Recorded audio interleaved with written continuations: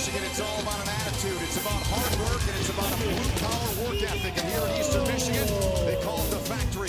They're ready to go tonight as college football comes to you from Ypsilanti, Michigan, inside of Rynearson Stadium. It's presented proudly by Geico here on CBS Sports Network. From the Mountain West, 2-1 Wyoming, and from the MAC, 2-1 Eastern Michigan. It is a pleasure to be with you and see you once again alongside my broadcast partner this evening, Seth Bonner, quarterback in college and in the pro ranks, and John Triffett on the field, third member of our team. My name is Ben Holden. In this game, Seth, we will see one of the best running backs in the country, certainly one of the best in the Mountain West for Wyoming, and Brian Hill. Brian Hill epitomizes the running back, the kind of guy you want in the backfield. 6'2", 200 plus pounds. The guy is strong, physical, and powerful. Get a chance to look at what he does best. He has great patience. You see him last year against Eastern Michigan. Went for 242 yards. Look at the vision here. The cut away from the defender, sets up his block, and then he has the speed to finish plays. And then the second thing he does really well is he runs with power and he finishes plays at the end with authority. You love to see that in a running back. The guy that leads their charge offensively, their quarterback, Josh Allen, was hurt against Eastern Michigan last year. What's the book on him? The book on him is he's an extremely talented guy. You look at his numbers, 6 touchdowns, 5 interceptions. Don't let it fool you. It all came in one quarter, 5 interceptions against Nebraska. This guy is very capable and talented. All right, we shift our attention to the home squad, Eastern Michigan Eagles. Chris Creighton in his third year. He is a quarterback that at the start of camp, he wasn't sure that he'd be the guy. Brogan Roback's out. Todd Porter has taken it and ran with it. He certainly has, and he's earned the trust of his teammates. Anytime you transfer in, that's a hard transition.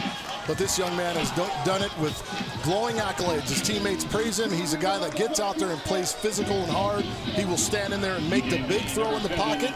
Very slight frame, but he is unafraid of the pass rush. Will throw the ball downfield with accuracy. Very good. We take a look now at our weather here tonight. We're about 20 miles from downtown Detroit here in Ypsilanti. Our weather brought to us by Allegra. 72 is the air temp. A slight chance of rain. There's a little bit of a cool breeze, so it's a perfect night. College football here on CBS Sports Network, and we get it going with Eastern Michigan teeing the football up. They use 2 different kickers, one on their place kicking, and they use Brendan Reyes to kick off.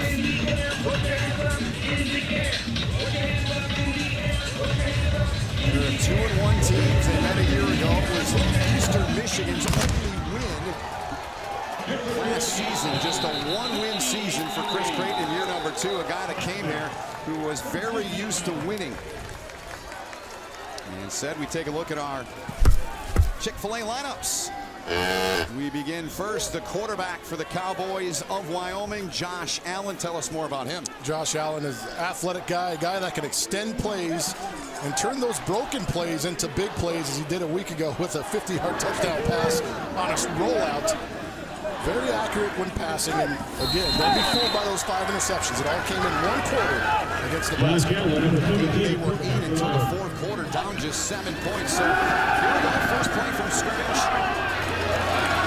The catch is made out across the 35-yard line, and it was Jake Mulhart reeling that in.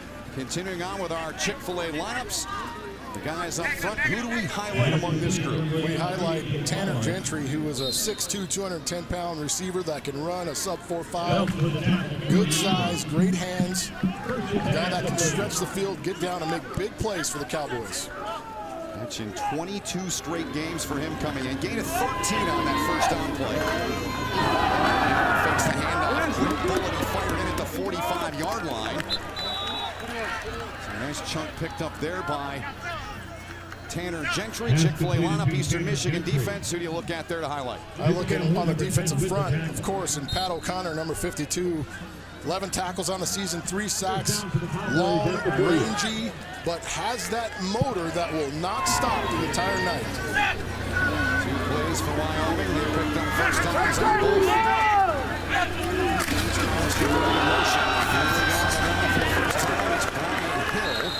And a good job by Eastern Michigan to clog him up front. A minimal gain, maybe a yard on the carry. So Hill comes into the game set needing 99 yards for second place all-time in Wyoming history, 156 for first all-time in career rushing yardage. He's a special kind of guy. I mean, the first time I saw him was on a preseason scrimmage his freshman year, and he immediately jumped out on the field match. He's jumped on the field to continue to progress and get better each and every year for the Cowboys. 25 carries for 207 last week on the outside left for UC Davis. Eastern Michigan, they got to him quickly, but that's the power you talked about. He kept pushing ahead, and he gets about a 5-yard gain. The thing is, you've got to be prepared to tackle Brian Hill in space. You've got to be ready to wrap up and have people there with you to tackle. He's able to bounce off and get a couple extra yards just because of that power and will to not go down. So a 3rd and 5 coming up here for Wyoming. 37.5% this season on 3rd down for the Cowboys. And steps out, and Eastern Michigan's defense does the job they're getting, and they take him down for a loss. So a good job by the front 7 of Eastern Michigan. They get the job done, forcing the punt team to come on set. This is a good job of just relentless pressure, and Allen kind of gives up on it. He's got time back there in the pocket, doesn't sit still, but Eastern ready for that athletic quarterback to try to come rolling out of there. Everybody in the right spots doing the right things, bringing them down. Eastern Michigan.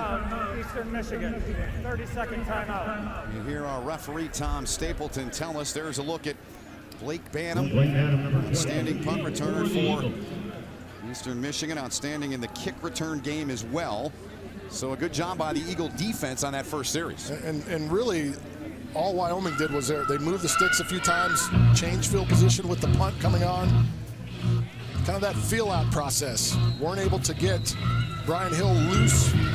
Eastern's defense, you got to give them a ton of credit. They know they have to shut that run game down early and make it hard for the Pokes to get anything done. Chris Creighton, you saw the particulars on him in his 3rd season. These two coaches, they're both in their 3rd seasons. Both teams 2-1. They're both, as you say, what do we say in the Twitter world? They're both trending up. This is inside of the 20, and this will turn out well for Wyoming as they'll down it inside the 10. The 6-yard line, so a good punt turned in there. Eastern Michigan will have a long way to go, but they'll get their first opportunity with a football after a 34-yard punt. We'll take a timeout here. Eastern Michigan's defense did the job the first series for them. The offense comes on the field when we come back. 12:22 to go in the opening quarter, and Pat O'Connor on the bench there. You touched on him. We went through our lineups. Such a vocal part of their defense and vocal and vital part of our team. 3rd member of it, John Shiffman, down on the field with something that happened in the pregame. John.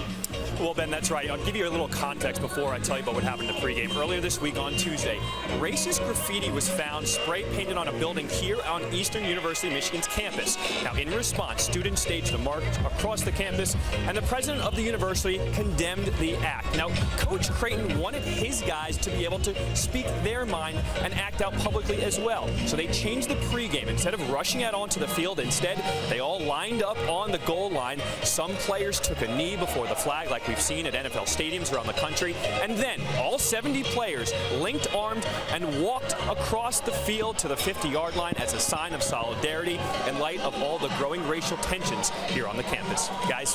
Thank you, John. Powerful stuff and good to see from the Eastern Michigan football team. Here's our first look set at Todd Porter. 3 wide to the near side for Eastern Michigan.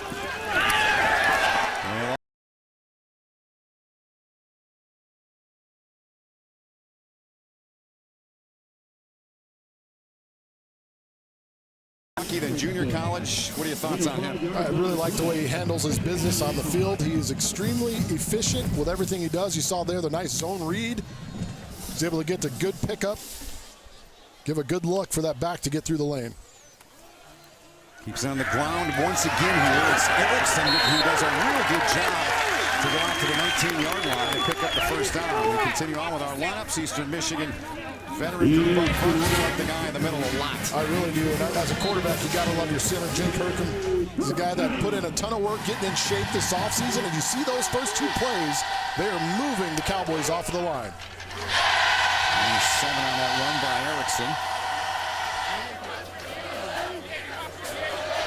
Redshirt sophomore out of Clarkston, Michigan. Tom Porter, a product of Illinois.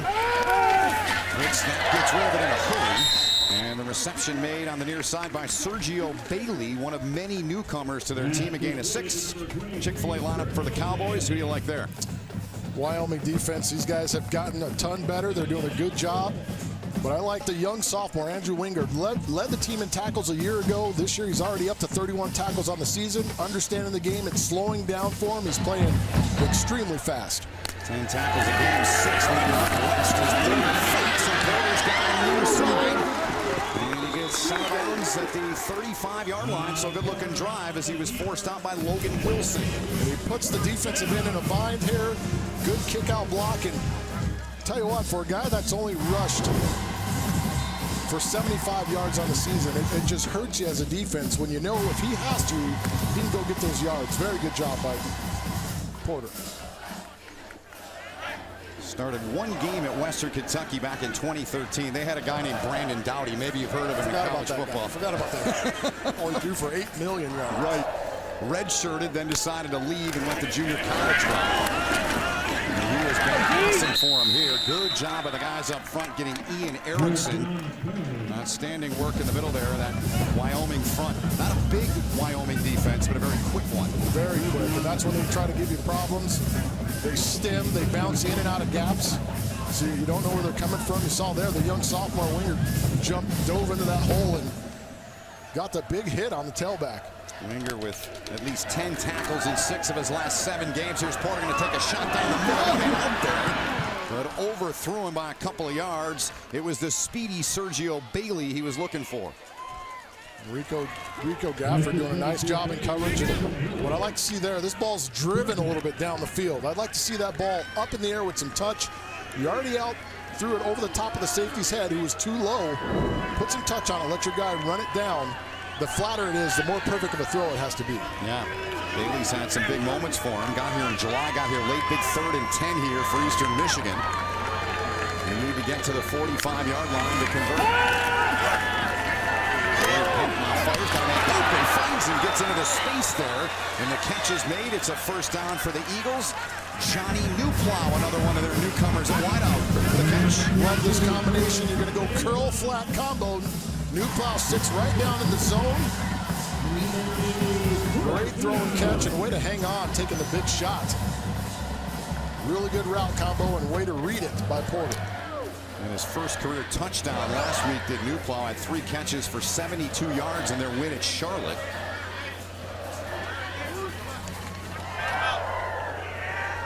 Porter making just his 4th career start here, 5th in his career at the FBS level in Western Kentucky. From the near side to get over the midfield line. Holder with the reception. Completed to Gray. Talked about in the open his ability to stand in there and be tough with the throw. That play took a long time to get out of there. That curl is a 16, 18-yard route. Stood in there strong. Granderson put the shot on him, but he stood right in there and made the throw to convert. You better know where Granderson's at, right? Absolutely. Huge part of their team on the end. Really tough run here. Eastern Michigan running the ball well. That was Blake Banham. Tell you what, this offensive line right now is coming out here with an attitude, moving the Cowboys off the line. We talked about them being a little undersized. Stemming, moving around, getting different gaps, but really good job of getting a hat on a hat, giving your guys some space. Doesn't have to be home runs, but when you're getting 3, 4, 5 yards of pop, they add up, and then there's going to be one that breaks. They got 4 on that run. As we approach 8 minutes to play in the opening quarter, no score in the game. It's Bailey, the motion man. They faked it in, and they come up and knock down Blake Banham in a hurry. Wore number 40 last year, switches to 20. And there's the tackling machine, Andrew Wingard. He's hard to miss for the locks flowing out of the back of the helmet. He's definitely got great locks. They run the counter, good kick out, but Wingard fills the gap and is able to bring the running back down.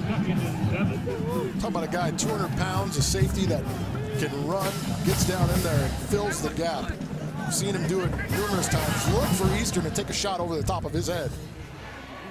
See what the Eagles opt to do here. 2 up top. They've got 1 in the backfield next to Porter. Throw the far side and incomplete. The target was Eddie Doherty there. So 3rd and 7 upcoming here, Sed. You're a guy that slung the ball for many years. What would you like to do here if you're running the offense? I make him stop, shut down the curl flat. And if you get singled up on the backside, you can put him on a comeback or something. There's a lot of options, especially if you're not getting zero coverage. You can run some curl flat combinations to get in that window and make the completion. 3rd and 7, the 11th play of the drive. Here comes the blitz. Porter gets rid of it. It's intercepted. Intercepted by the Cowboys up the near side. This one might be a pick 6. They're trying to take this thing back, and they do. Marcus Epps, no flags. Touchdown, Wyoming. Pass intercepted by number 6, Marcus Epps. 66 yards on the return for the Wyoming touchdown as they get one from Porter. And this is going to be one for the learning annals. You don't throw, if you can't step in over the middle and throw it. You see him seeing his guy come across. He's trying to get it to the big tight end, Bushman, and great pick. Great stab right there, because there were 3 guys with their hands on the ball. And Epps is able to rip it out and take it the distance. And that's a huge play for Wyoming, seeing that Eastern had just dominated that entire drive on the ground. No question about it. Walker with a pressure on Porter. And it's Epps that takes it back to the house for the touchdown. Pokes up big early. Huge play for the defense. First of 3 college football games on this Friday night. Good to be with you with Seth Bonner and John Triffin. My name is Ben Holden. 7-0 Wyoming set on the pick of Todd Porter, the pick 6 for the Cowboy defense. It was all brought about by pressure. Freezer right there, guys. You look at this action. You got stunts coming here and outside. All these guys get picked up, but watch this man right here, Lucas Waka, who walks in free with the big shot on the QB. I mean, that is a ton of pressure and tough to pick up, but when you're undersized, as Wyoming is, those are the things you got to do to create some pressure. Who's at speed? Porter 3 of 6, 25, but the critical number there is number 1, the interception, and 3rd career pick for Marcus Epps. Blake Banham is back deep. He is number 3 in the FBS at close to 40 yards a kick return. As Cooper Roth, a freshman who's had, well, he's had a freshman-type year kicking the football for the Cowboys in terms of field goals, but right now just sending the ball deep, trying to help his team out. And 10, Banham stepped out, though, at the 11-yard line, so a mistake there by one of the top kick returners in the country. Seth, what are your keys in this ball game for us? It's a big mistake by the returner there. He's better than that. You got to understand where you are. And for Eastern Michigan's offense, they've got to take advantage of man coverage and big plays. They weren't able to do that just at that point right there, and Wyoming cannot give up explosive plays on the defensive end. That was costly for them all last season. They've been able to stay away from those things this season so far. All right, so let's see. You know this drill well.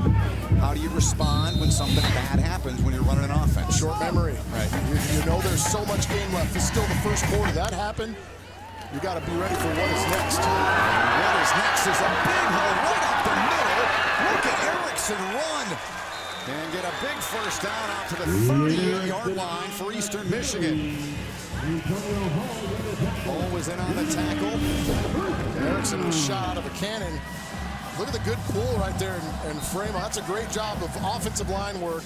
Great stiff arm on Wingard. He just continues upfield. Finally gets brought down in the secondary by Hall. Go back in the game now for Eastern Michigan. Dante Robinson in front of Erickson, who's up to a good start. Porter going back to the air, man. Wide open cut at the 45-yard line.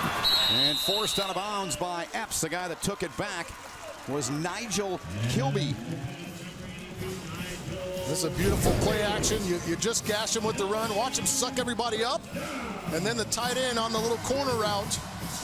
And what a target. 6'7", 240 pounds. A guy that's continuing to grow just in his infancy in his football days. I mean, but what a weapon that guy is at 6'7" and athletic. 250 pounds, 32-yard gain on that pass to Kilby. Herb Hager, their wide receiver coach, absolutely loves him. Time now for our icy hot injury report, and said, unfortunate news for Eastern Michigan. A guy they were really counting on this year in the backfield, Shaq Van, is out. Without question. Huge blow for this team. A leader, even just a sophomore leader, had a huge game against Wyoming last year, over 100 yards, a couple of touchdowns.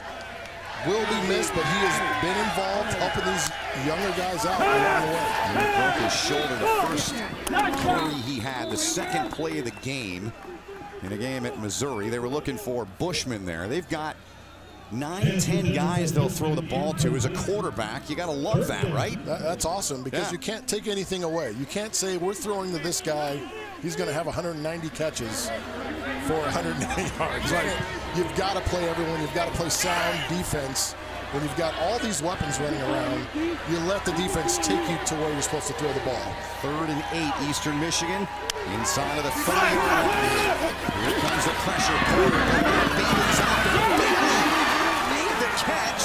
They say no on the near sideline. So they say no. They're looking at every play in all these games, of course. It was really close, and a good back shoulder throw. Bailey runs up on the toes, and watch him make the adjustment here. He's trying to get that foot down. Really close.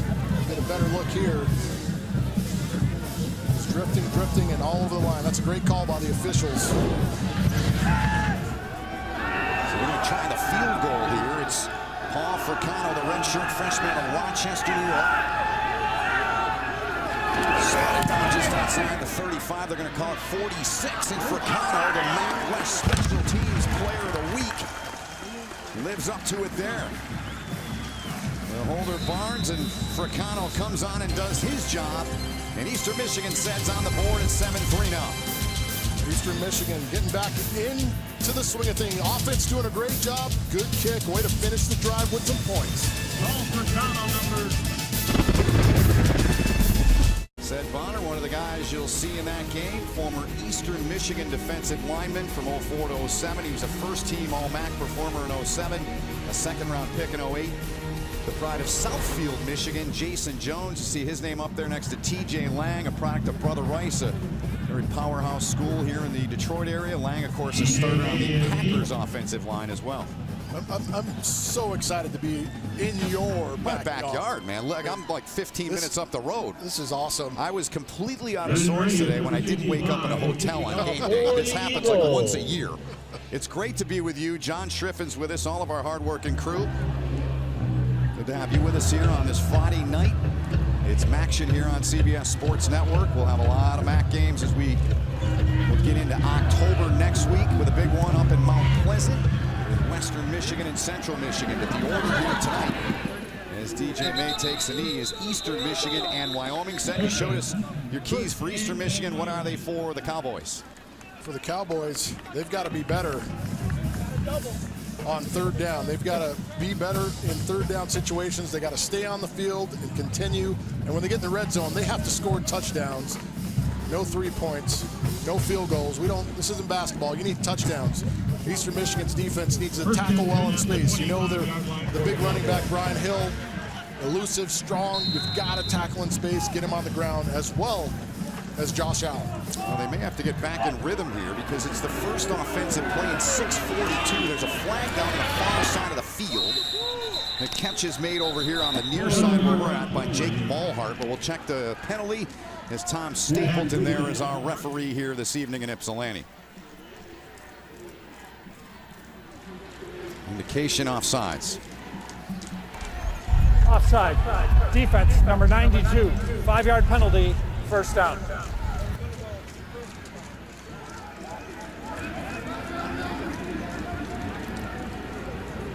make it 1st and 5. Chris Creighton, we had a good visit with him yesterday. He's incredibly passionate, incredibly open about.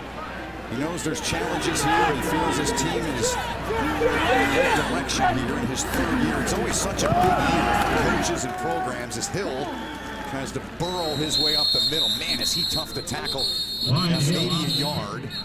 And he'll bring up 2nd down, and there's Craig Bowles. Of course, all the years he was at North Dakota State, he had some guy named Carson Wentz who's doing pretty well for himself. Said 2-0 as a rookie starter. Doing very well, and he was prepared to run an NFL-type team. I mean, big, strong kid, learned how to operate in post-down offense, which is what the Cowboys run. You really like Allen. I do like Allen. He's very athletic and very accurate passing. He's here. Stands in, going to take a shot deep down the field. Got a man out there, overthrew him. Got a hold. It's coming back. Gentry was the intended target there. Kevin McGill, the defender. They're going to get Ryan Cummings on the right side of that offensive line. This guy making his 26th Holding. start. Offense, number 59. 10-yard penalty, 2nd down. He's holding on our guy, Pat O'Connor, who's bringing the pain. Doesn't take any plays off. I'm going to nickname him the Fireman now. That's his name. His father's a fireman, O'Connor's. Defensive end for Eastern Michigan. He's an aspiring firefighter. He looks like a guy that would go in and save you from a burning building when you see him with his helmet off. He is relentless. That's the best way you can put it. 2nd and 14 now. Eastern Michigan here, they've done a good job here in the early going set against Hill. But like all good backs, he's just going to keep going, and eventually he's probably going to break one. You've got to keep going, but we talked about in the keys, they've got to tackle well in space. Look at all the green shirts rallying to the football. You've got 2, 3, 4 hats on them. That bodes well for your defense where guys are shedding blocks. It's okay to get blocked for a half a second, but get off the block and get to the football. Allen to this point has 4 carries for 9 yards. 3rd and 12 for Wyoming. Pressure coming, they get to him, and they're going to drop him inside of the 15-yard line. So Wyoming is 0 for 2. Jeremiah Harris got in there. There's a flag down. They're 0 for 2 on 3rd down if this play stands.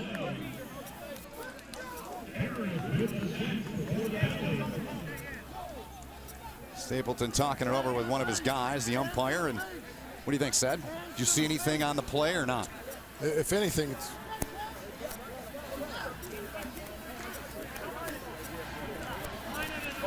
lengthy conversation. So the camera is on Gavin Rush. Let's see if the penalty is on Gavin Rush.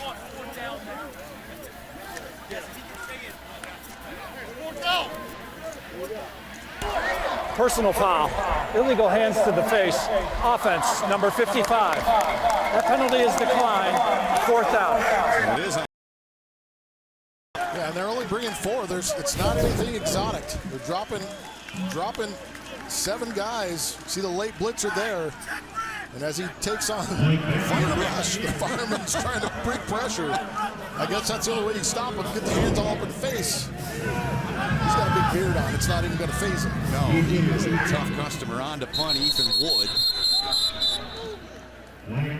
Stapleton again. Please set the play clock for 40 seconds.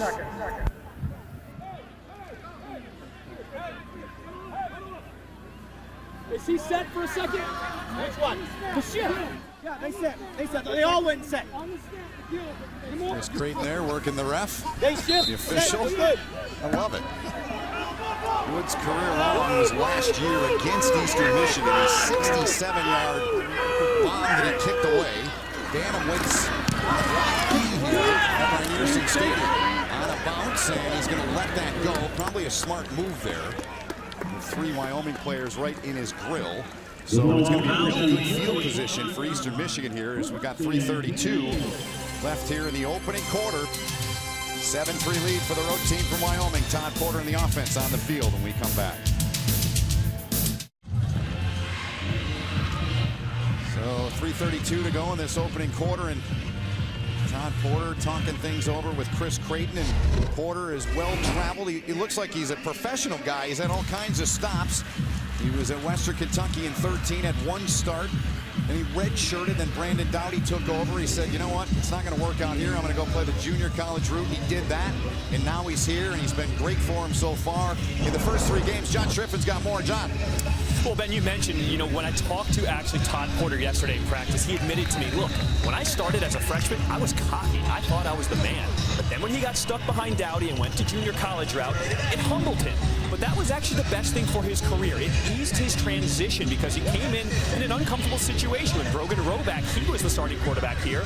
So it helped guys like him. It helped him because he was humble. Guys took to him right away, and he was able to ease into the starting job here at Eastern Michigan because of that journey. Guys. Thanks, John. Humility is a great thing, said, as a former college and pro quarterback. As they keep it on the ground and your short pickup on first down. It is without question, and it's the most respectable thing that anybody could have is just be humble and work. And that's what he's done. And, that just speaks volumes of his character that he's come in here. A transfer, when your starting quarterback was returned, and you've been able to come in and unseat him and take over the job. Speaks volumes of what he's done in a short time. And Brogan Roback was their starter last year, and he was suspended for full camp for violating team rules. That opened the door. The intended target over there on the far sideline, going down. The coverage over there by Antonio Hull. Isaiah Fuller gets his feet tangled up and slips out. Pass is set for number 86, Isaiah Fuller, incomplete. Eastern Michigan offense. 3rd and 8. Last drive resulted in a career-long field goal for Paul Fricano. We need the Wyoming 45-yard line to convert. Play clock down to 5 now. Taken away. They got to get this ball away, and they do. Granderson puts a heat on the outside. They get the pass over the middle. And the catch is made. They've got the first down as they pick it up, and they go to Nigel Kilby for the second time tonight. I'll tell you what, I would throw the ball to this young man all the time.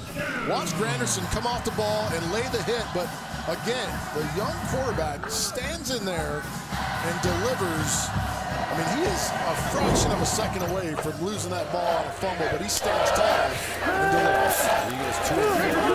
That was a big one, but a costly mistake. It's intercepted again. It's Antonio Hull with the interception, and then Porter came in, and he laid the lumber on Hull as he was out of bounds. So a second interception by the Wyoming secondary. They come through first. It was Epps. Now it's Antonio Hull. And this is a mistake by your receiver here. Watch him at the end try to go inside. Ball's thrown away like a back shoulder ball. He tries to go inside late. Quarterback's already letting it go, and that's where the interception comes. He lets go thinking we're going to be outside edge and have a chance for the fade stop or the back shoulder throw. Antonio Hull says, no way, I'm taking this. Target was Johnny Newplow. 5 yards on the return. Gentry, the motion man. 22 straight games for him with a catch coming in. They're going to go to the ground. Seth mentioned in the outside of the broadcast about Wyoming and how well they ran the football last year. The game that was not Brian Hill on that carry, but Brian Hill had a field day last year against this Eastern defense. Yeah, 242 yards, a couple scores, 2 touchdowns. He was dominant in that game and kept them in the game. They couldn't complete a 5-yard pass. Wyoming couldn't last year, but Hill kept them in, brought them back from a 21-point deficit. Eastern was able to hang on and win. To the far side, making 23 straight games for Tanner Gentry. Get a late hit. Yep.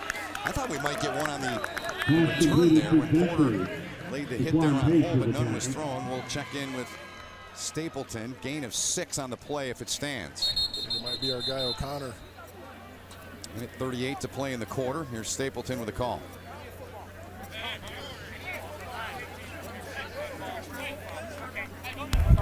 After the play, personal foul.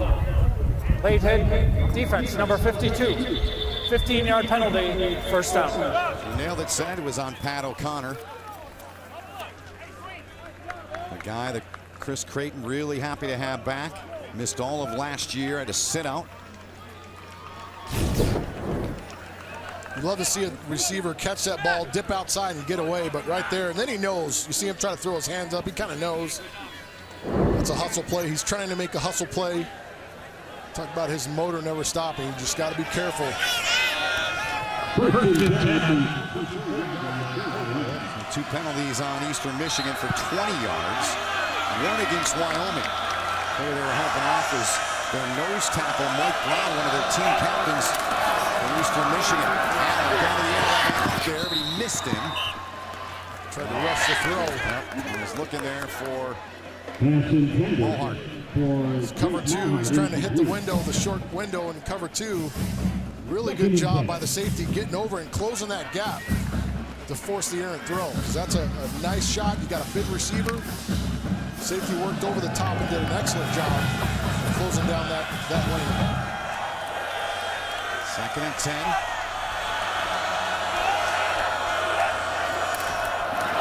Deepest penetration that Wyoming's had into Eastern Michigan territory to this point. Jason Beck comes in from the safety spot. On Brian Hill. And Hill's yet to get going, but as we touched on, said the great ones just keep turning and burning, and that's his line so far tonight. What's Eastern done so well to keep him to those numbers? They've been around the football. The guys are hustling. They know he's going to break tackles. You've got to get multiple green shirts to the ball. They've done just that, and they've tackled well in space. There for 2 on 3rd down. Now trying to get over the speed. This is how they got hurt last year by Beck.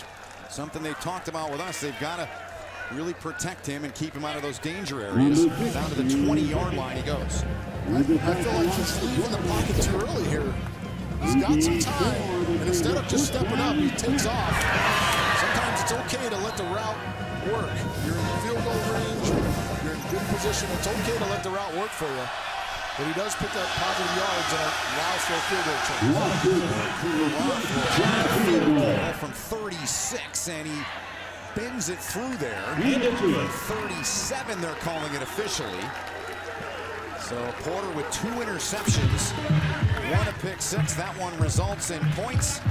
A field goal has Wyoming back on top 10-3 in the dying seconds here of the opening quarter. 12, in fact, remaining. Time to now go RVing, and with our Go RVing road trip facts. So said 5 FBS teams here in the great state of Michigan. Eastern here in Ypsilanti, Central Michigan and Mount Pleasant. Of course, Michigan about 6 miles from here. Michigan State about 60. Western Michigan about 110 or thereabouts. And you see their records. And next Saturday night, the primetime game here on CBS Sports Network will be Central Michigan hosting PJ Fleck's Western Michigan Broncos. They could both be 4-0 if things play out right this weekend for them. And great for you guys if they're both 4-0. That would be an awesome game to watch, and it'll be electric in the stands. I mean, people will go crazy. Those 2 teams are undefeated. Yep. A lot of emotion. Next to Michigan, Michigan State. In this state, it's the big rivalry. Really, the back schools all have their own thing. It's a special thing in the great state of Michigan. And the return just shy of the 30-yard line. 7 seconds to play. Todd Porter will come back on here late in his first quarter and said his resume reel, they want to see him get better. They absolutely want to see him get better. He's been banged around the pocket. He stands in there and tries to make throws, but there are times when you're uncertain. You can't just throw it up for grabs. You've got to make sure he gets up positive. Can't have any more turnovers. There's direct 10 points resulted from his turnovers in this game so far. You've got to do a better job of being smart with the football. Use your legs if you have to. Get out and run. A lot of man coverage. Get out and run. Nobody's accounting for the quarterback. This has really been unlike him this year. In any of the games they played, they had a cakewalk in their first game, scoring over 60 points. Then they went to Missouri, and they raved about how well he played in that game, even though they lost. He was real good last week on the road in a victory against Charlotte. That's the end of the first quarter here from Ryan Earson Stadium in Ypsilanti, Michigan, with the score: Wyoming 10, Eastern Michigan 3. You're watching college football on CBS Sports Network, presented by Geico.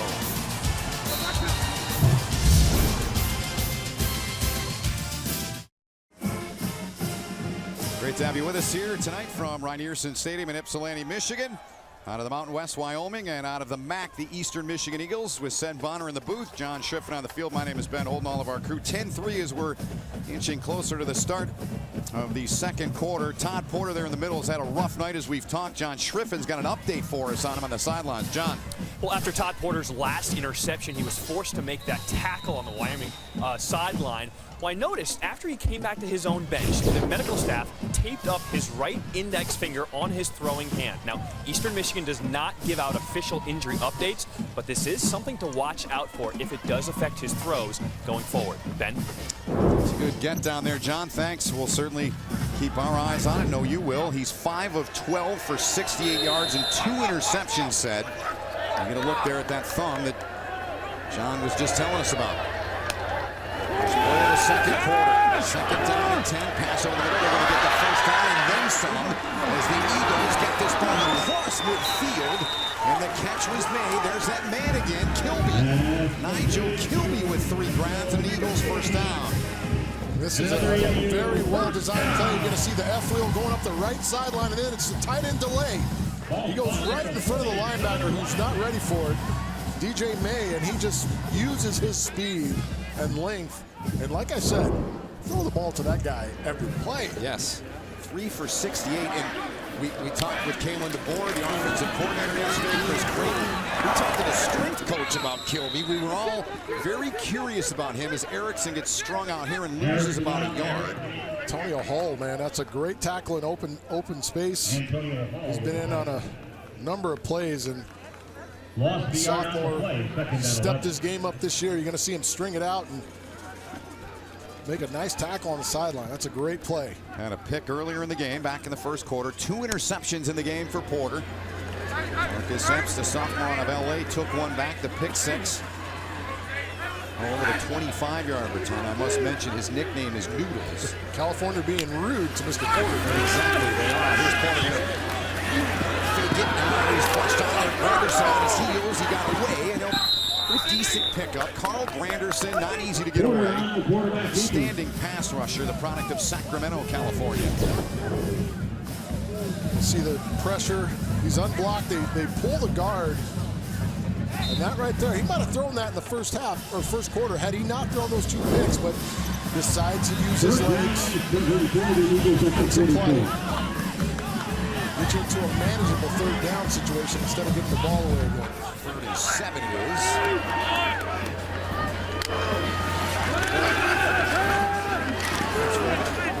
There's that one. It is Epps again. Did Epps come down with it? Yes! His 2nd interception of the night. And a ball that just hung up there, and Marcus Epps, the sophomore, came over and took it away from Porter, but hold the fort. We're going to talk about this. It's a great play by Epps. Holding. Offense, number 56. Penalty is declined. To the play, to the interception, first down. So Marcus Epps. You got 3rd and 6. You're trying to throw the corner out, but instead of standing in and driving it, he floats it, which gives Epps a chance to undercut that route. You've got to put that ball on a line early, get it out. That's a really good job on coverage there by Epps, and Isaac Holders pretty much can't do anything. He's already behind the defender, can't do anything. Great undercut by Epps for his 2nd pick. Porter, who came in averaging 63%. In the 3 games he's played, completing passes, has thrown 3 interceptions. Tanner Gentry, the reception. Pass completed to Gentry. 41-yard line. So there's Epps. He's got 2 picks, 3 interceptions tonight, said. Wyoming only had 10 takeaways all of last year. That's improvement. Much improvement. I'm talking about a year older for all these guys. A lot of these guys were playing as I like to call them, because I'm an old man, as babies. They were out there playing, trying to figure out Coach Stannard's defense. A year riser, playing a little faster, a little more aggressive. Gets his head down. Fun to watch him. We all watch tape before these games. He is a punishing. Who does he remind you of in NFL? Is there anyone that comes to mind NFL-wise like him? There's a lot of guys. If you think of Marshawn Lynch a little bit. Yeah. There's a lot of guys that, Eric Dickerson a little bit because he's tall. I don't know if he has ED speed, but the guy is just so strong and finishes runs forward 9 out of 10 times. You rarely see him lose any yards on the left. Flings it near side, catch made by Gentry. Gentry pulled one tackle, nearly broke the second there, could not get Has away. completed to Gentry, Jason Beck.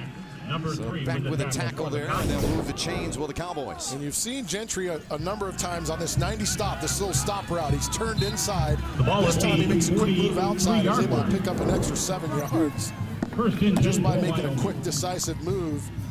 The defender doesn't know where to go and get you. Easy plays, moving to the sticks for the Cowboys.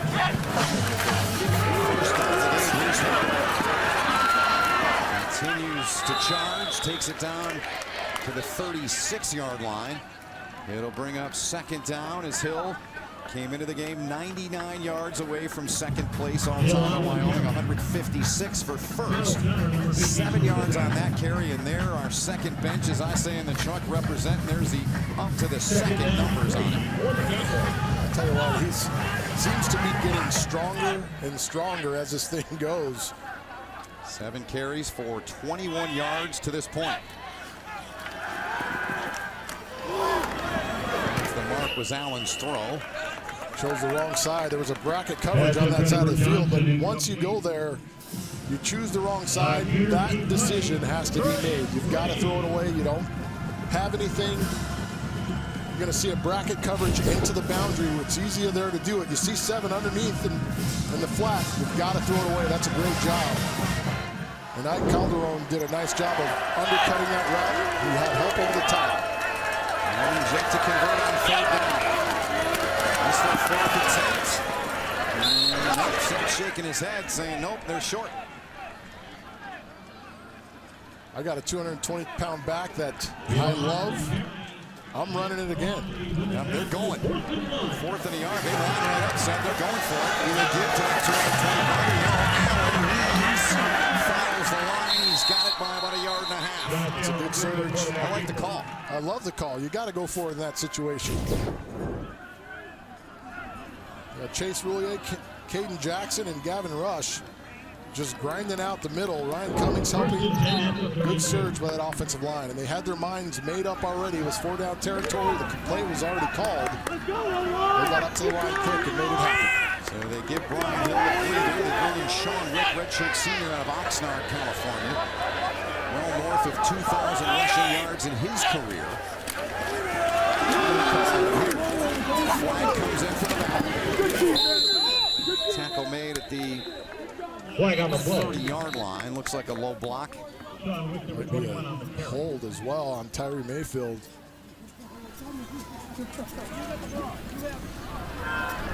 So the officials will talk it over. Allen hurt in that game last year at Wyoming against Eastern Michigan. Missed the rest of the year with a broken clavicle. Here's our referee, Tom Stapleton, with a verdict.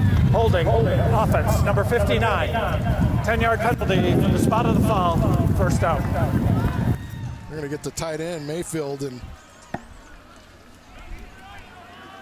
he gets jammed off the football. He gives up pressure inside. You see him being handled, and there it is right there.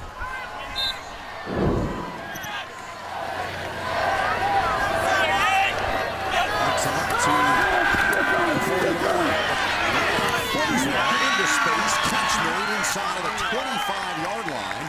The grab is made by C.J. Johnson, who's emerging for this Wyoming offense. He is not getting a lot of touches, but when he does, he's made some big plays. I think he has Moldart there. Throw the ball in the flat right now. He's open, but he's able to maneuver around the pocket, and he's looking to throw the ball down the field. And that's what they raved about, his ability in broken plays to get things done the right way, and he is dangerous outside the pocket. You saw on the Eastern Michigan sideline, Todd Porter, the counterpart of Josh Allen. He's thrown 3 interceptions here in this game so far.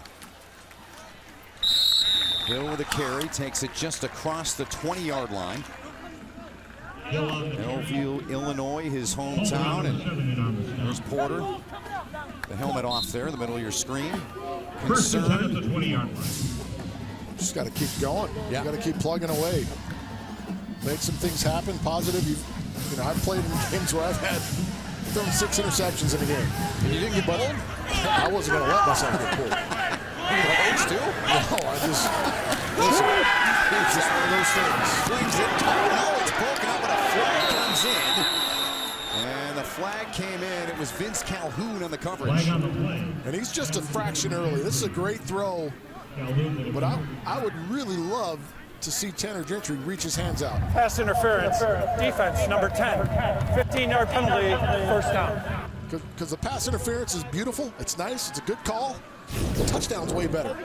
Watch him. He's going to try and get this ball with his body. If he extend those hands at 6'2", instead of letting it get up in his chest, that contact won't even matter. He catches the ball and probably falls in the end zone for a touchdown. Calhoun, a true freshman out of Middletown, Ohio. Good shot delivered on that last play by Pat O'Connor and the quarterback Josh Allen for Wyoming. Hill trying to get his way into the end zone, and Hill takes it in for his 19th career rushing touchdown. And Wyoming's on top 16-3 of Todd Porter in Eastern Michigan with the point after pending. 6-yard touchdown run for number 5. This is an attitude run right here. Just a short slide pull by Caden Jackson. Great job of working in short space. Look at 61, slide around and kick out the linebacker. And then, you know, the big power back got low, got those pads down, and found his way into the zone.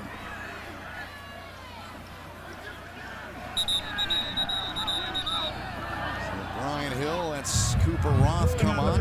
The touchdown. That play is under further review. Well, now they decide they're going to take a look at this. Ken Kester is our replay official tonight. I'm sure we'll be looking at the knee and where that ball was. Certainly, was he down?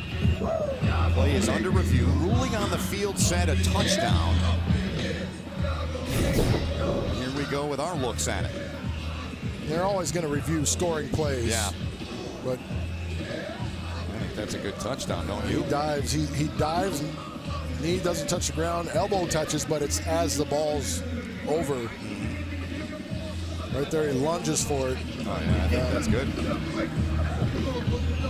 We don't have the final say. That's up to Ken Kester, again, our replay official here tonight. Knees are airborne, and Stapleton's going to give us the verdict. Yep, it's a touchdown. So Brian Hill had 5 carries for 9 yards in the opening quarter since 5 and 22 and a touchdown. That's more like Wyoming's used to. And it's slowly increasing. Yeah. But that defense for the Eagles have been out there a long time. A lot of plays. Offense has to come out and put something together on this drive. And the point after Here's what good. led to it, Sam. The interception, the 3rd of the night by Wyoming. And Epps gets his 2nd. This guy's having a career night. Wyoming, Hill cashes it in for the touchdown.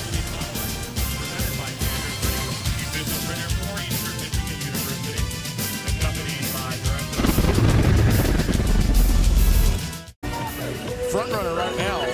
He's the guy He's definitely the front runner for that. So there's Todd Porter, set to come back on. Had 4 picks coming into the game in 3 games. He's thrown 3. Not through the first half yet. Banham, a yard deep in his end zone. Banham, the best in the country, averaging close to 40 in return. He almost got it on that one. As he was wiped out there by the kicker, Cooper Roth. And here's a look at Porter and what he's done tonight, Jim. When you look at it, all 3 of these picks, there's real pressure. He's had to throw the ball sooner than he's wanted to. But Epps twice, Hole once. The California boys are being rude. Representing. Rude Hanging to 10 Todd on it. Porter. They are. 6 of 14, 7 yards shy of 100, but the 3 on the right is the key number. 17 points for Wyoming. The story of the game. They've all come off the turnovers by Eastern Michigan. On the ground, the Eagles try the right side, and it was Ian Erickson See what the Eagles have done. Head coach there in the white visor, Chris Creighton, on their first 4 possessions. Not good. No, not at all. You need touchdowns. Those interceptions kill you. Give yourself a chance to at least play field position defense and allow your defense a chance to play and stop Wyoming. You can't give up points. 17 points off the challenge tonight. And off there, they get the first down out to midfield. It was Erickson again. So the last 3-interception game that Wyoming had set was back roughly 5 years ago against Colorado State. So their defense coming to play on the trek across country.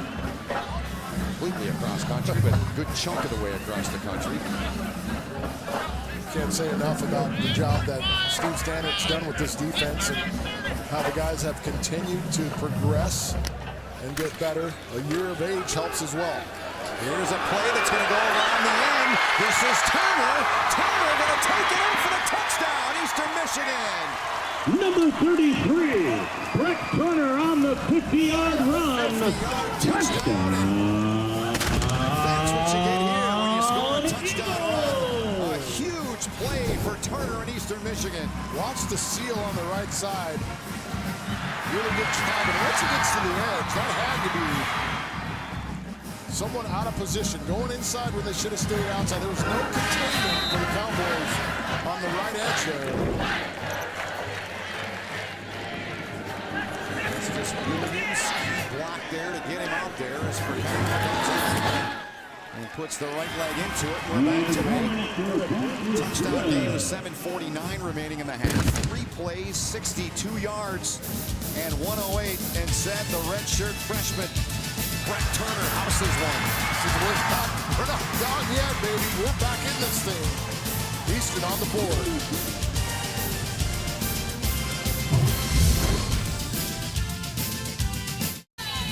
Last year, these two teams met in Laramie. It was week 2 of the season. Week 4 now, and midway through the first quarter, Josh Allen at right shoulder ended his season. He was done. Said, I had to give you this card. You did the game. What do you remember from this game? A lot of big plays. Over 500 yards of offense for Eastern. They got after it. I mean, I think there was 1,000 yards of offense in the game. And for a quarterback, you're loving it. I love to see that. So do I. And there's Chris Creighton on the left. Of course, Craig Bowl on the right. Both guys in their 3rd seasons. Both teams are 2-1 coming in. What'd you take away? Let's start with Bowl about how he feels about his team entering this game tonight. I think he likes the team. He still knows it's a work in progress. But he loves where they are right now. He loves the effort they're giving. They're a year older, and I think that really matters on the collegiate level when guys have had some playing experience. The fullback, Drew Van Marnin, about the 15-yard line. Oh, we got a chance Sunday, 6 Eastern. The toughest sport on dirt takes the stage in Colorado Springs. It's the PBR Built Ford Tough Series Rumble in the Rockies. Right here on CBS Sports Network, the 24-hour home of CBS Sports. Number 49 with the tackle. First and 10 Cowboys. You talk about they're tough. They're real tough. No way I'm ever putting that on the bucket list. There's no way I want to ride a bull. I have nothing to do with it. I love to call it. It'd be the puller, I guess it'd be 35 on the far side. The grab made. Hauled in by Jake Mulhart. So we saw how Porter responded in the offense. Now it's Allen's turn to respond. Yeah, they put up points. So he's got to come out and just continue to run the offense. You see he throws a strike to Mulhart, who uses those long arms and to reach out and make the catch in tight coverage. Difficult matchup. Gain of 8 on the play. Mulhart, another one of those California guys who's quick, and he gets buried. Absolutely buried by the fireman, Pat O'Connor, extinguishing that play, dare I say. Absolutely, watch him fight through the block of Ryan Cummings, who's a good football player, but he is having all kind of problems with the fireman. And that is just that's one of those textbook type hits. That's Outstanding product of Chicago, St. Rita High School, 3rd and 6. Wyoming has yet to convert on 3rd down at 0-4. They're going to convert here, and they get the ball into the hands of a dependable target who is favoring the left side of his back in Tanner Gentry. Has completed the Gentry. Face down there at the 46-yard line. 1st and 10 for the Cowboys. Valuable part of this team is Gentry in so many ways. And the trainer is quickly out, of course, to tend to him as we look back set. This is a great looking route. It's a little trap route out of the cluster formation. Good read, throw, and catch. You see him reach for his lower back. It looks like he gets stretched kind of awkwardly at the end of this tackle. Watches right there. And he reaches back for his back. I don't know if I could say back one more time in that sentence. Take 2, try it again. But a great throw and catch when they needed it. So Gentry entered the game. Top 10 at Wyoming all-time reception yardage. It's a 4-game touchdown streak going back to last year. 9 career receiving touchdowns, and he missed a good chunk of last year. Week 7, he was out for the year with a shoulder injury. And here's a look at last year, a big part of why Wyoming didn't have the winning season they hoped for, with a lot of key guys out. Anytime you get those kind of guys, lost offensive lineman who's not playing, or Taylor Nestus as well, 2 concussions, he's not playing. A lot of missed time for the Cowboys. A lot of young guys had to step in and play, but those guys have been afforded the chance to be a year older and a year better because they've had to play before they were probably ready, most of them. Right. Deal on the carry. There for number 5. Harris, number 90, with the tackle. 2nd down and 6. The ball Brings up a 2nd and 6. Midfield for Wyoming. They lead the ball game by 7 as we approach 6 minutes to play in the first half. His head down. It's about 2 on the run. Bring up a 3rd and 4 for the Cowboy offense. Harris with the tackle.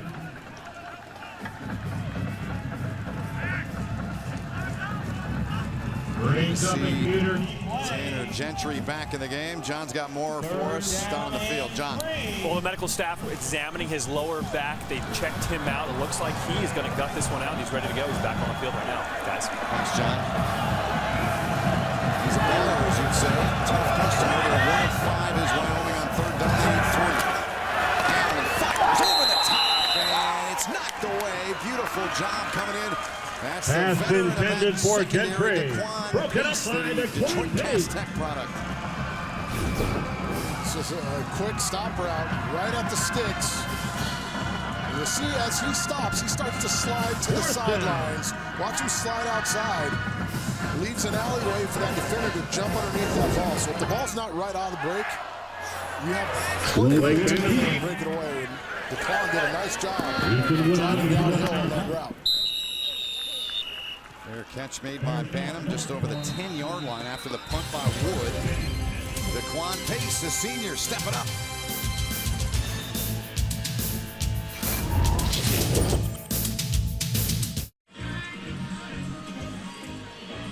It's Eastern Michigan head coach Chris Creighton, his team down by 7 here at home, and had a good talk with him yesterday, and the AD Heather Like, and it's been tough. I mean, Creighton came in like Bowl. He didn't have the success Bowl did, but he came in as a winning coach. I mean, he hadn't had a losing season any of his stops as a head coach. So, but he's a guy they firmly believe in here.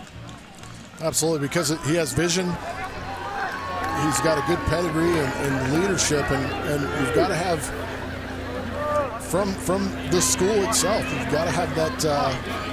They've got to be with you. You've got to give you everything you need, the little things that matter to these athletes in order to help you compete. Keeping on the ground here on 1st down. And with Heather Like, the athletic director, they've got a vision for this program, where they want to take it. And listening to them, the vision is clear. And they know exactly how they want to do it. They're getting the right support. They've got backups that are great players, or players that can go in and compete. Not like a couple years ago where if one guy went down, it was a catastrophe. Certainly building depth is a big part of it.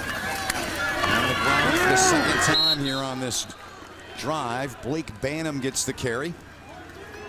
And when we were done, the woman there in the green vest, Heather Lyke, who was at Ohio State for an awful long time, came in and basically held court with us. It was awesome. For like 35, 40 minutes. I mean, she could be up in the booth working a 3-person booth. I mean, she knows football and she knows what she's talking about and what she's done. She's got a great track record, and there's the support you were referencing there. It starts with her, I suppose, right? Absolutely. So 3rd and 5 here for the Eagle offense. Timeout taken.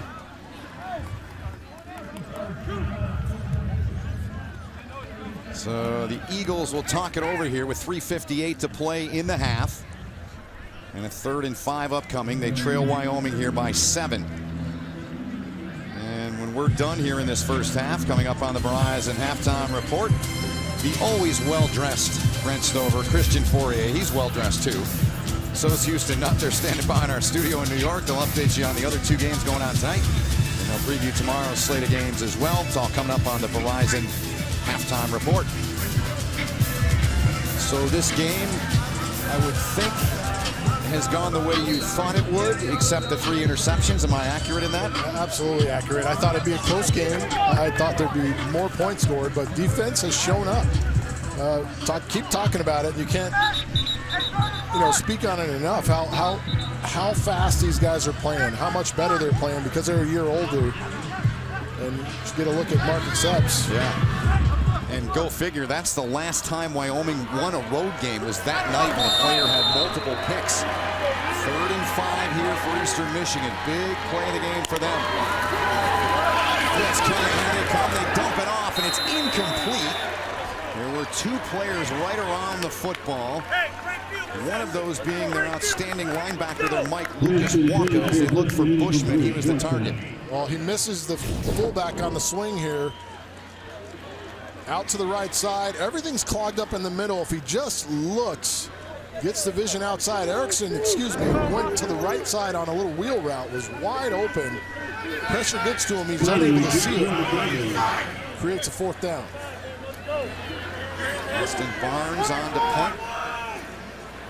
In the FBS, 2nd in the MAC at 46.8 a punt this year. It's not going to get there. Hoping for a good bounce. Bounce inside of the 40. Down at the 39-yard line. So 3:42 remaining in the first half. Wyoming will get the football back as they lead Eastern Michigan here by 7. 7-point lead for Wyoming. Let's look back at that 3rd down play that we had before our last time out. Missed opportunity here for Eastern. You're going to see Erickson, the fullback, right here. They're going to try and run the same play with the tight end delay over the middle. Watch him on the swing route. Everyone's blitzing. All you've got to do is loft the ball right out here. And he is probably still running right now. The pressure bears down on him so fast, and he's unaware or can't get to the outside guy. But all the pressure was inside, in between the tackles. Just dump it to your back. That's a huge play they missed. Here is Conway.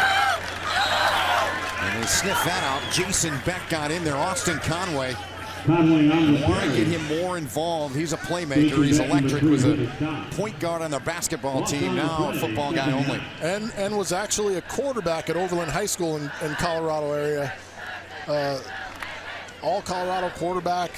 Really good athlete. They've got to get him involved in the passing game with some screens. Just get the ball in his hands, because he's that kind of playmaker that can make guys miss. Yeah, he had 3 carries for 70 yards against Nebraska, including a 42-yard run. They get it out to Gentry. And Gentry works and burrows his way for about 2 more yards after he made the catch. Pace was in there to help out on the stop for Eastern's defense. Well, that's tough yards, tough running. Tanner Gentry on the screen route. So you got to bring your own blocker on one of those plays, and he does just that. Make his 26th career start here tonight. Big play there. Big play coming up here. Wyoming 1 of 6 on 3rd down. 8-5. Fires catch made it to 50. And It's hauled in there. The catch made by a depth guy, James Price. Big catch. Very big catch. He has to go down and get it. Good release there by the tight end going outside the defender, so he can't just drive down on the underneath route. He turns his back for a half a second, which enables the catch. Each team with 10 first downs in the game. Approaching 2 minutes to play in the half. Now gives off Wick. A 2-yard pickup for Sean Wick. We saw him in the last series. He's been getting a little more playing time. He's going to go out. Hill comes back in. Yeah, they like to rotate. And Sean, you talked about earlier, over 2,000 yards in his own credit. Was the starter before Hill came in, but still continues to battle and play tough for this team. Real leader on that team. Seconds to play. He's got all the tells out. So a big hit come out. The ball came out. Gentry had it. Does Eastern Michigan have it? They do. They forced a turnover of their own. The referee down there signaled Eastern Michigan ball. And the Eagles saying they've got it. Vince Calhoun, guy that knocked it loose. And it is recovered indeed by Eastern Michigan. A huge turnover for them, Seth. That's a great play. Watch number 10 stick his nose right on the ball. That's a perfect tackle. Watch him stick his nose right on the ball on the cutback. And it is out. Recovered there. Kevin McGill got it, the true freshman. That's a big-time play, just what the offense needs. The Eagles defense has stepped up huge the last 2 plays, or last 2 drives, excuse me. And 32 to go. Eastern Michigan with 1 timeout with a short field. And confusion there. This is Erickson trying to just battle his way through there. Somehow they managed to get a 2-yard gain on that. That play looked like sheer disaster when it started. Well, it looks like a counter, and typically on counter, your back has to go over top of the quarterback, not underneath. Second down and 8. He starts on a path to go underneath. Second and 8 now for Porter and the Eastern Michigan offense. Time now in the middle. First down Eastern Michigan. It's Doherty. Eddie Doherty. He was lightning quick when he got down there to make a nice catch down low. That offensive line doing a tremendous job in pass pro, allowing him to go through 3 progressions before finding Doherty on the pass. 1 time out for the Eagles. Pressure coming. Porter, man, wide open. It's Bailey. And Bailey taken out of bounds. It was Holden forced him out shy of the 20. The Eagles are on the move. Because of the speed of Sergio Bailey, he turns Hull around completely. He tries to jump the post route inside. Line of Wyoming. Good read, good decision. You're able to get out of bounds, stop the clock.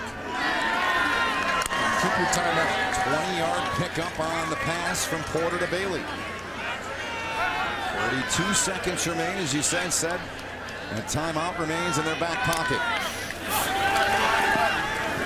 Porter turns the time. Now, you said this earlier, tuck it and run when you need it.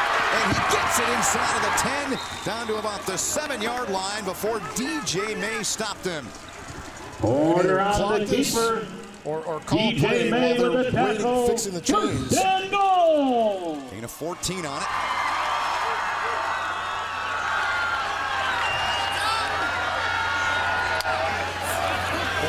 Looking far side, throwing it up there, it is caught, it is a touchdown. Eastern Michigan cashes in on the fumble, and it's Johnny Newplow with his 2nd career touchdown for the Eagles. This is a tough play for Rico Gafford, who's in really good position. The ball literally thrown right over the top of his head. Skims it right over the top of the head. There we go. Watch this throw, folks, right over the top of Gafford's head. Oof. And a good catch with 1 hand by Newplow. 1 hand. So is that what we say, dropping it into the bucket, Drop right? it in the bucket. That's the breadbasket. He had to catch that. He had no chance to drop that. If he doesn't catch that, he might not want to go back to the field.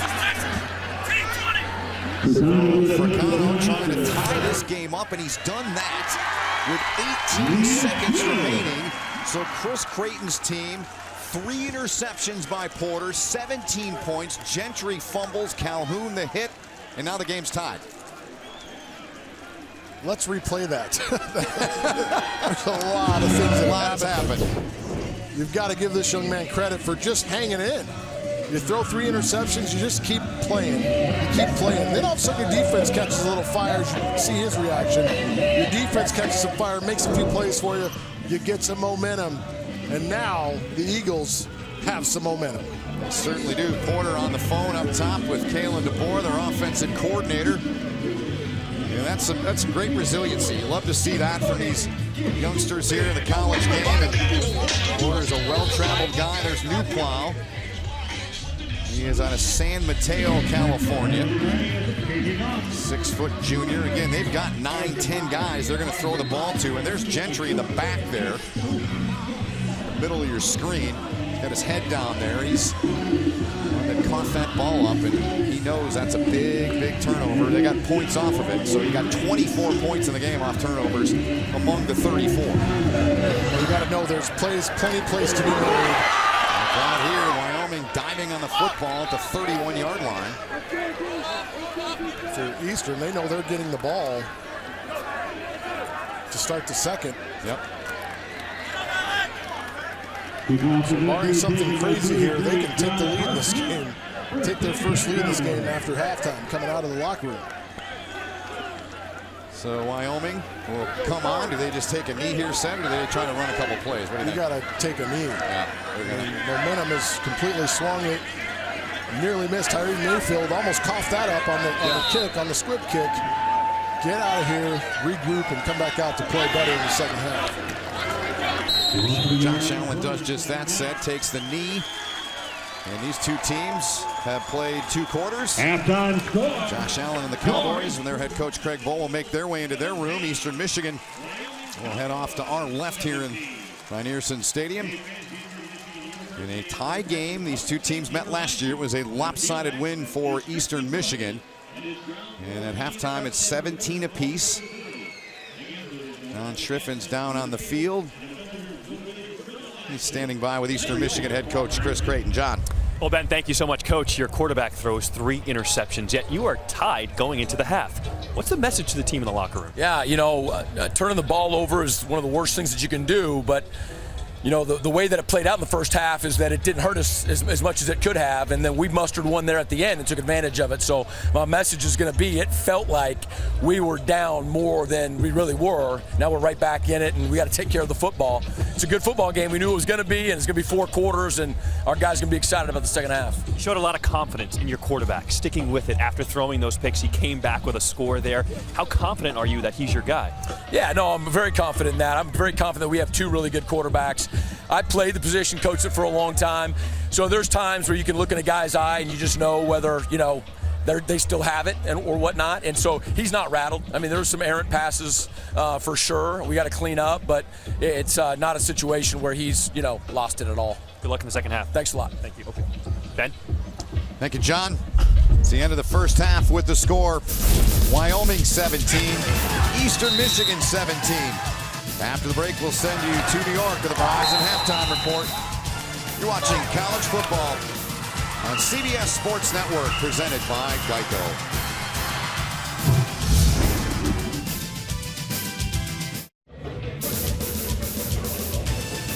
Eastern Michigan Eagles 2-1 on the season. Wyoming Cowboys 2-1 on the season. Eagles represent the MAC and Wyoming the Mountain West. And we are tied here at halftime, just about set to begin the third quarter at 17, alongside Sed Bonner, John Schriffen down on the field. My name is Ben Holt. It's great to have you with us wherever you're watching. And Sed, some great resiliency shown by not only Todd Porter, but the entire Eastern Michigan team, right, in the first half? Yeah, that defense was on the field, a ton of plays, but they continued to battle, then turned around and made some big plays to get this team back in the game. And there, the turn and run around the right edge. I mean, there was 0 defense over there. Someone's caught out of position. He outruns Andrew Linder to the score. And then the big takeaway, DeQuan knocks it away on 4th down. Right here, Vince Calhoun forces a fumble. It's recovered by Kevin McGill. And then Porter with a touchdown to end the half to Johnny Newplow. Big time play. Great job of getting back into the game. Our 5-hour energy first half stats. Of course, the total yards are highlighted. Anything else catching your eyes there? I think the biggest thing for Wyoming is 31 rushing yards. You've got two backs with over 2,000 yards rushing, and you can't get that running game going. That offensive line has got to do a better job of getting it going. It seems like Eastern has overcome their turnover problems. We'll see. They get the ball coming out the second half. All right, they will. There's Craig Bohl, the Wyoming head coach. His team has not won a road game in a couple of years. Chris Creighton's guys hadn't won a road game against an FBS team in an awful long time until they went out there last year. So a lot of similarities between these coaches. Both in year 3, both 2-1 programs that have been down, trying to get them back. And you mentioned it early in the game, said Craig Bohl with his resume and all the things he's done was at North Dakota State, turned them into a powerhouse. What did they won 5 in a row now? He's been gone for 2 years too. Yeah, it's crazy to think that program could sustain that long and just keep going, and that's what he's hoping to build there in Wyoming. And the motto is Cowboy Tough, and they're trying to get tough-minded athletes, tough-minded kids to come in there and really represent the state. Creighton's guys in a tie game will get the football to begin this third quarter. Eastern Michigan coming into the game, averaging 40 points a game, 39-7 if you want to get technical, but 40 points a game, 421 yards of offense.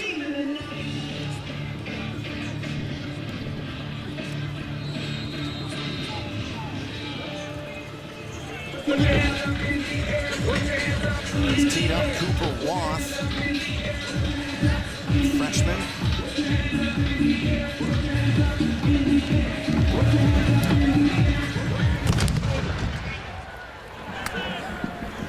Taken in the end zone. Let's get down.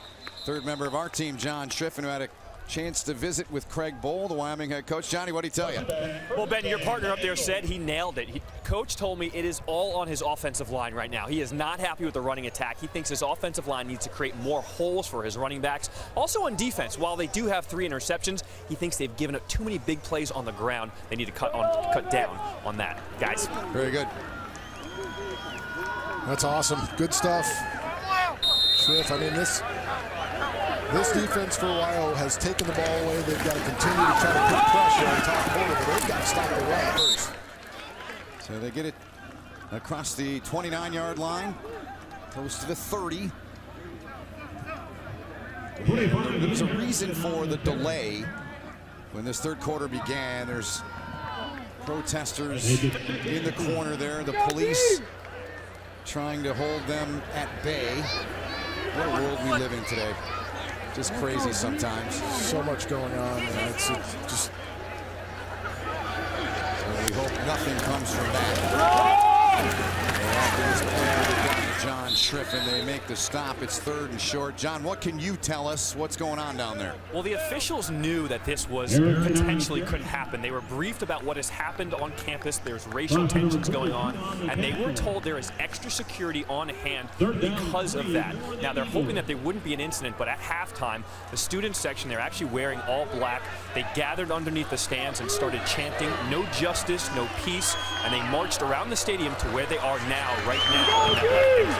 Outstanding, John. Thanks for the update. Cameras, and look out, here goes Porter, who gets the first down as we get back to the business at hand here this game. And it was Marcus Epps that clipped him and took him down, but a first down for Eastern Michigan, a gain of 9. Watch him put Granderson on a string there. That's Granderson's job, to stay outside and contain the QB. Great read by Porter. Good ride on the zone read, and he's able to get outside for positive yards. He's on the shotgun now.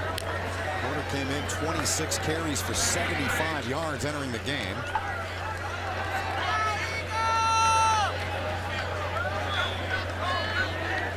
Ball at the 41-yard line.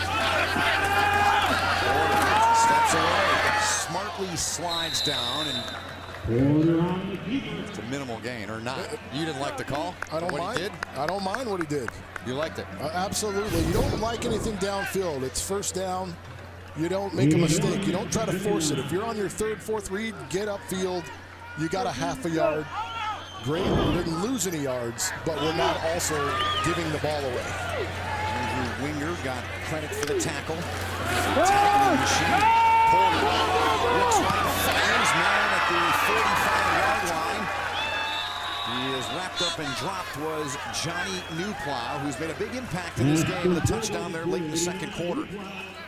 One of a handful of new receivers they've got here this year. And they're working well together. Coming in, he was completing over 63% of his passes. I mean, that's great when you've got so many new faces, including the quarterback. He's running with it here.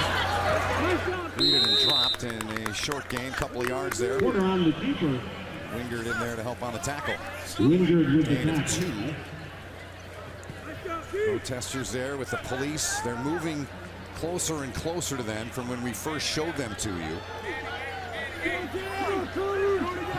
Listen, a peaceful protest is nothing wrong with that. Everyone has their rights as American citizens to do that, as long as they keep peaceful within their protest. Seems like every day you turn the news on, somebody's been shot. It's just terrible what's going on. Let's get down to John Schriffen to set the scene for us once again. John, tell us exactly what's going on down there. Well, for anyone who is just joining us, earlier this week on Tuesday, racial graffiti was found on one of the buildings here on campus at Eastern Michigan University. There was a demonstration on campus later that day. The president also made a statement denouncing what happened. He was not happy with what was found earlier in the day. As a response, the players walked out onto the field, linking arms up into the 50-yard line. But what we were not sure what would happen later on was the student part of this. They all were dressed in black. They sat in the stands very peacefully for most of the game during the national anthem. Some of them raised their fists. And now it seems like the are boiling over. Some of them are trying to get past the security. They are being held at bay right now. But I'm here in this end zone. We're going to watch this closely, guys. Awesome. Great work, John. Thank you. A gain of 17 on the pass to Holder. Really good job from the backfield spot by Ian Erickson to pick up the blitz there. That was textbook blocking from your tailback to allow that play to happen. There's Erickson getting a chance to tote the football after doing what you just said he did. Short gain for Ian Erickson, who was an outstanding high school player, shattered all kinds of records. He played up in Clarkston. Dane Fife, who played college basketball at Indiana, and his brother Dugan, who of course was a part of the Michigan Fab Five. Their father Dan's been a longtime AD at that high school where Erickson played. Recently retired as the basketball coach after many years, and I'm sure he's proud of this Clarkston Wolf right now. Ian Erickson with another big one there. Wingard made the stop. Yeah, that's not good news when your safety, who is 12 yards deep, is having to make the tackles. He's not coming down up inside. He's down the field making tackles.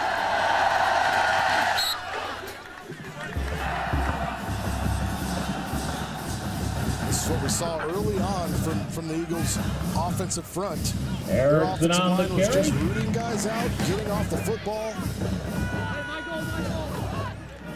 Inside the Verizon Red Zone, it's of course brought to you here on CBS Sports Network by Verizon. One trip, one touchdown. 16 carries in the game for Ian Erickson, 80 yards to this point. 2nd and 8. Bailey in motion man, they fake it to him. And they feed it to the hot hand there once again. Ian Erickson. Good start to this third for him in this Eastern Michigan offense. Mohamed Gafon was in on the tackle. Redshirt freshman out of Nebraska. 3rd downs, 50% for Eastern Michigan. What do you think here, Seth? I still have yet to see them use the big fella, Nigel Kilby, down in the red zone. He is a mismatch. He's going to get an opportunity here. Here's Porter taking a look that way. Instead goes to the shortcut. And can't complete it. Kilby was in the back of the end zone. That was Bushman that he wanted. It was the medium range route runner there. Try to run it out in the flat. Bushman holds on and then delays, gets out there, but good coverage by Waka and Gafford. to make sure there was no opportunity. I'd love to see them get to 6'7". Me too. Kilby involved down in the red zone. He's a mismatch for any defender. So for Kyle, who already made a career-long 46-yard attempt in this game, will try from 28. And the Northwest Special Teams Player of the Week bangs it through. He was 3 for 3 last week, and he does the job again. So Chris Creighton and the Eastern Michigan Eagles on top by 3. But if he can't go, that puts a ton of pressure on the Gator defense. So that's a name to me, like Colt McCoy. He was at Texas. That's a lot of pressure. Luke Delpit, it just sounds like he should be really, really good. And, well, you know, as a defender, his dad was really, really tough. Yeah, or So tough, but his name is Jack Del Rio. it's just kind of, just it's tough. like blue collar. Like Luke is like he is the quarterback, good-looking young guy, he's popular. Finished his high school career in Colorado at Valor Christian. Yeah. Won a state title there with Christian McCaffrey. They were teammates. Here's the kickoff. Evans from his 6-yard line. Eastern Michigan's kick coverage team had him, and then he got away. Decent return out to about the 23-yard line. So said, offensively, what has been the story for Wyoming, or what hasn't been the story? Maybe I should ask you the question that way. What we talk about, their offensive line and their running game being able to be productive. Right. They've been productive all year. Right now, they are struggling. 30 yards rushing for this team. That's embarrassing for that program. They know it. Yep. They hang their hat on running the ball. Their offensive line has got to come out here with a nasty attitude and make some changes. They have rushed for only 31 yards in this game. Here they go. They go to the bell cow. Brian Hill gets it out to about the 27-yard line. So Hill, who has his 19th rushing touchdown in his career in this game, but he has been stymied. Defensive coordinator for Eastern Michigan. He must have said 10 times, we're going to stop the run. And obviously he said it over 10,000 times to his defense before tonight. Right? No Because question. they've come out with a plan and they're working. The pass is complete. And heavy hit. Pace came over and took the receiver Tyree Mayfield out of bounds. Mayfield runs right through the first defender, but a good job of taking what the defense gives you. You get upfield, there's just a high tackle by Rockwall. Good pickup, good read by Josh Allen to get the ball out quick to his big tight end, let him run in space. On 1st and 10. Take the hand off to Hill. Flings it, caught. It's caught by Tanner Gentry. And a fumble in the second quarter. He gains 10 here, and they move the sticks for the Cowboys. Look at this dash. You want to move the pocket for the quarterback.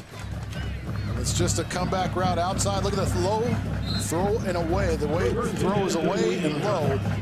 No chance for the defender. And a good hands catch by Tanner Gentry. Gentry and Malhart came in. Between the two, 9 catches and 146 yards a game they average so far this season. Hand it off. They get over the midfield line to the 49. Hill gets some help up. Career he's had. Last week, I was fortunate to see Donnell Pumphrey, and he hit home run after home run, and this guy next to Pumphrey, they're the top 2 guys, right? In the Mountain West, The Mountain, for sure. Yeah, no question. Donnell's just He's at a different level. the speed, vision, and quickness. And actually, for a 180-pounder, Is he that much, really? The power. I mean, have you ever seen somebody that small run with power? I mean, It's he runs amazing. between the tackles with power. It's amazing. They faked a Hill here. Allen tripped up, got away, and then he's taken out of bounds on the Eastern Michigan sideline in good fashion. Nice job getting over there by Derek Williams out of Lake Orion, Michigan. It's a good hustle play, finishing by Williams. It's a zone read. The whole lane had collapsed. Really nowhere for them to go. He was able to pull it, get outside for minimal gain. We need the 42. The Cowboy offense led by Allen, 2 of 7 on 3rd down. Time, or does he knock it away? Tough throw. Could not complete it. And it brings up a 4th down. Here goes to Josh Harshman on this play. And you gotta like matchups, but I'm gonna go to my 6'6" receiver. Ball right there on the chest. You gotta make that catch. You gotta help your quarterback out. Keep your offense on the field.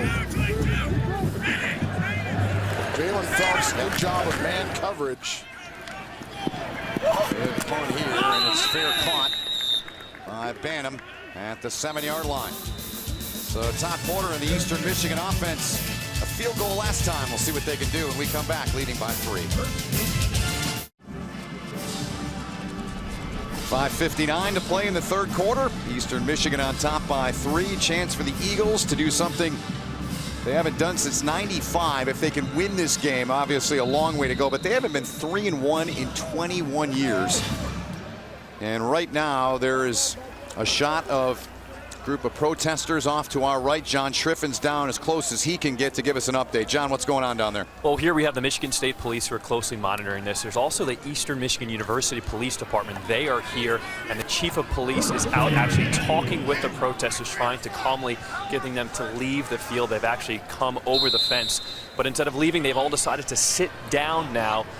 This peaceful protest continues, and they are closely monitoring the situation. Guys. Hey, John, so there's some folks that are lined up on the end of the stadium. Are those protesters that got in that are mixed in with some of the yellow coats that we're seeing, or who are those people there on the left side of our screen? Who are those protesters? They appear to be part of the student protest group. They have their phones out, and it looks like what they're doing is they're recording what is going on right now to probably broadcast over social media. Very good for the update. Thank you, John. Be safe down there, partner. We'll catch up with John as we move on here. It's just the way things are going. Here goes Porter. Porter with a big run for Eastern Michigan out to the 40-yard line. Todd Porter using the speed and moves the sticks. He also uses the Houdini act. Zone read, and watch, he fakes the throw. It gets DJ May to work on his vertical jump out there in space. And is able to reel off a 30-yard gain. Evan Prosser made the tackle. Eastern Michigan. New quarterback, Todd Porter. Well, not new, but new this year.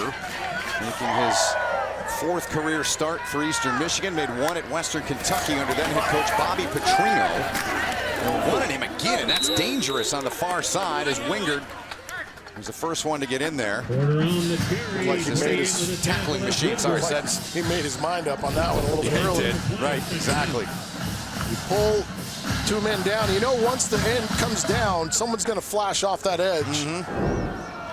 Wingard does just that and finishes it. So there's a response that I know you as a former quarterback appreciate. 5 of 7, 67 after a really bad start through 3 picks. Here he goes to the air again. Man is there, and it is incomplete. Incomplete. And the intended target there was Antoine Porter. He's got to catch this route. This is a middle read route or a dig route. Watch him right over the middle of the field. Ball's on the target. Steps in. You got to reach out and catch that ball. Epps all over him, but you got to bring that in for your quarterback. Look at that good coverage by Epps, who's played a heck of a game this evening. That's a good throw by Todd Porter. Eagle offense, 4 of 9 on 3rd down. They need 11. Got cover 2 here, and somehow get your big fella Nigel down the middle of the field. Might have a shot. He's in the slot. Here he's there. They didn't go to him. He was wide open. Instead, they come to the near side, and they're going to be a little bit short as Sergio Bailey made the catch. He was wide open, said Kilby. They run all pivots. They got 3 receivers out to the left. Look at the middle of the field. Look at the big target right there. Yep. All 6'7" of them.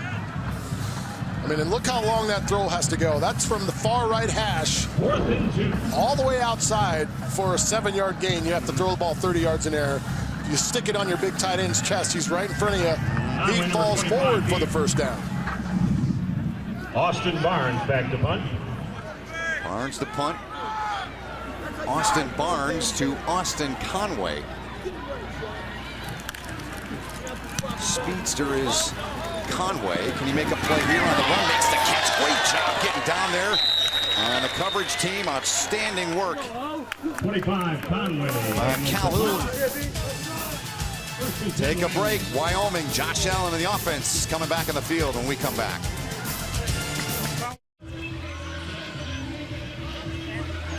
.353 to go in the third quarter. This is a situation that continues to develop. John Schriffen is down. There's a protest going on. John, where are you and what can you tell us and what's going on?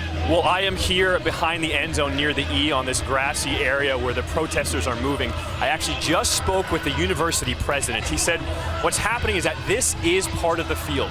So security is trying to push them back over the fence so that they are not on the playing field anymore. What the students, however, would like to do, they're trying to get to the track area and they would like to march around the stadium. Clearly security does not want that to happen. We're going to monitor this and see where they're going to go. Thank you, John. Awesome work down there. Tom Stapleton, our referee, as John was giving us that report, as Allen flings one deep down the far sideline. There's a flag. It is caught by Mulhart. Pass completed to Jake Mulhart. But there is a flag down, and it's a PI call on Eastern Michigan. So a big play turned in between those two guys that can really connect. The coverage was, well, the attempt at the coverage was on Calderon. Gain of 42 for Wyoming. Seems Penalty is forever. declined. Result of the play is a first down. It's a back shoulder throw. They're trying to throw a double move route. It seems forever ago since we've seen Mulhart get a catch. Yeah. Go to the big guy. All he does is seem to catch the ball when it's around him. Yep. They run a double move and are able to pick up a huge gain. Longest play of the night for Wyoming. 21 straight games with a catch for Mulhart. Here they go to the air again. Well delivered ball there, and guess who? Jake Mulhart, right on cue, the senior out of Camarillo, California, with a grab. You like that throw?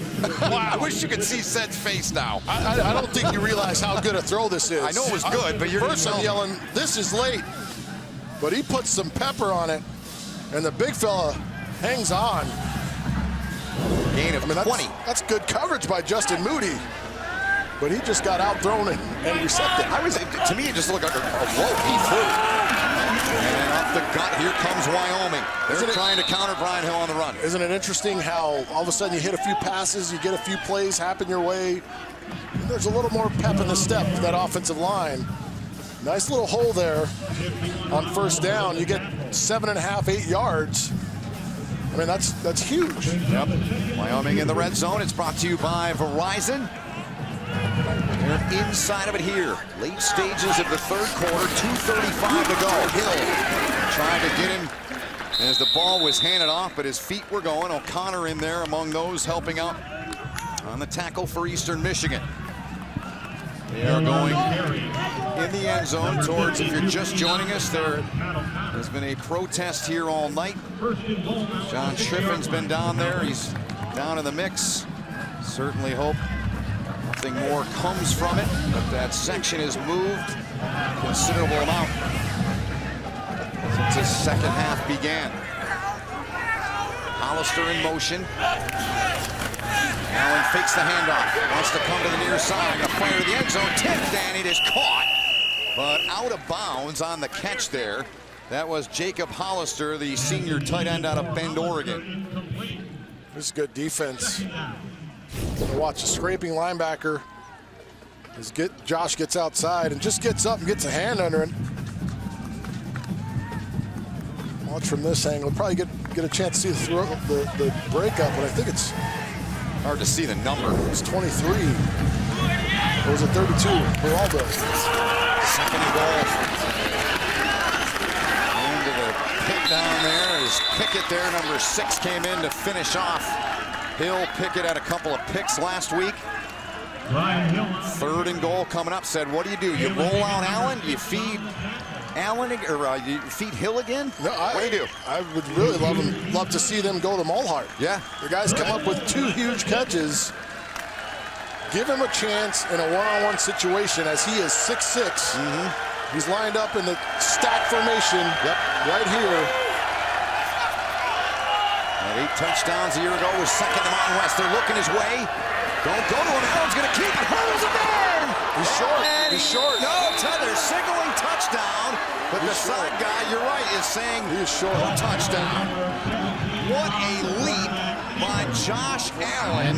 This will make every highlight reel in America, and maybe some in Canada. Look at the height on this jump, folks.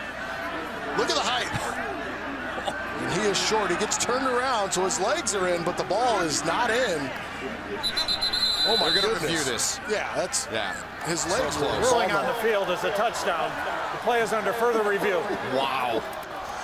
That is spectacular. So they are taking a look. Ken Kester is our replay official. You said no instantly. Yeah, he got spun around. The ball never crossed.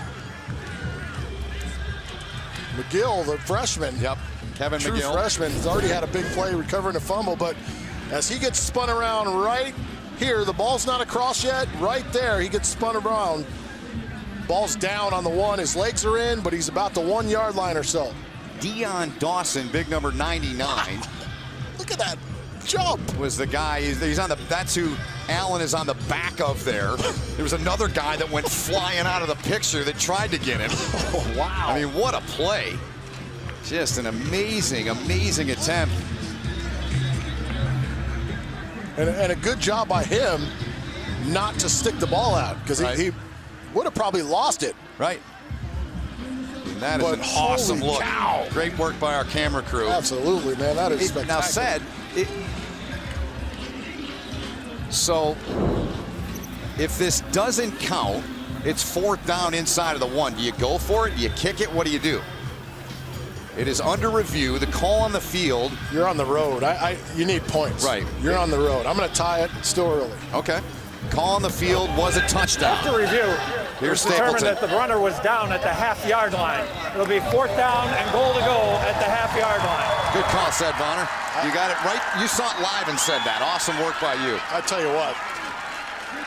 That was one of the most athletic. We thought Lamar's was pretty good a couple weeks ago, but that play right there, I mean, that was huge. They're bringing the offense on, so they're not going to play safe and kick the field goal. If you're Eastern, you look for the quarterback sneak. Last time they were in this situation, it's exactly what they did. They got up quick, ran the quarterback sneak. Mulhern out wide. Motion man is Hollister. Draw start on the right guard. Yep, you got it. Eastern Michigan jumping around, saying the penalty's on. False start. Offense, number 61. 5-yard penalty. 4th down.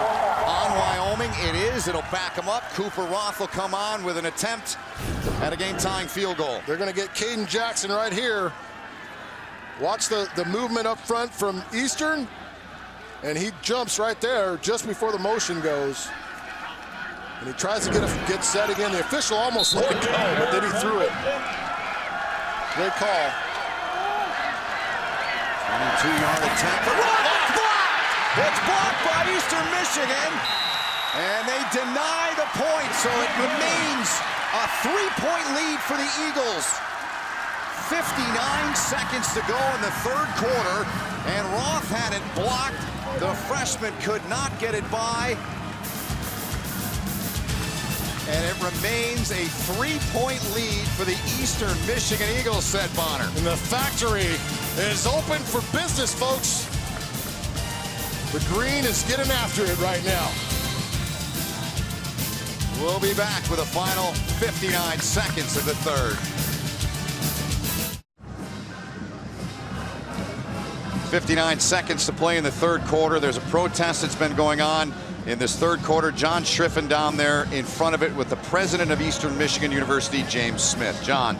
Well, Ben, thank you so much. President Smith, thank you for spending some time with us. Explain to us, you have just talked with the protesters. Right.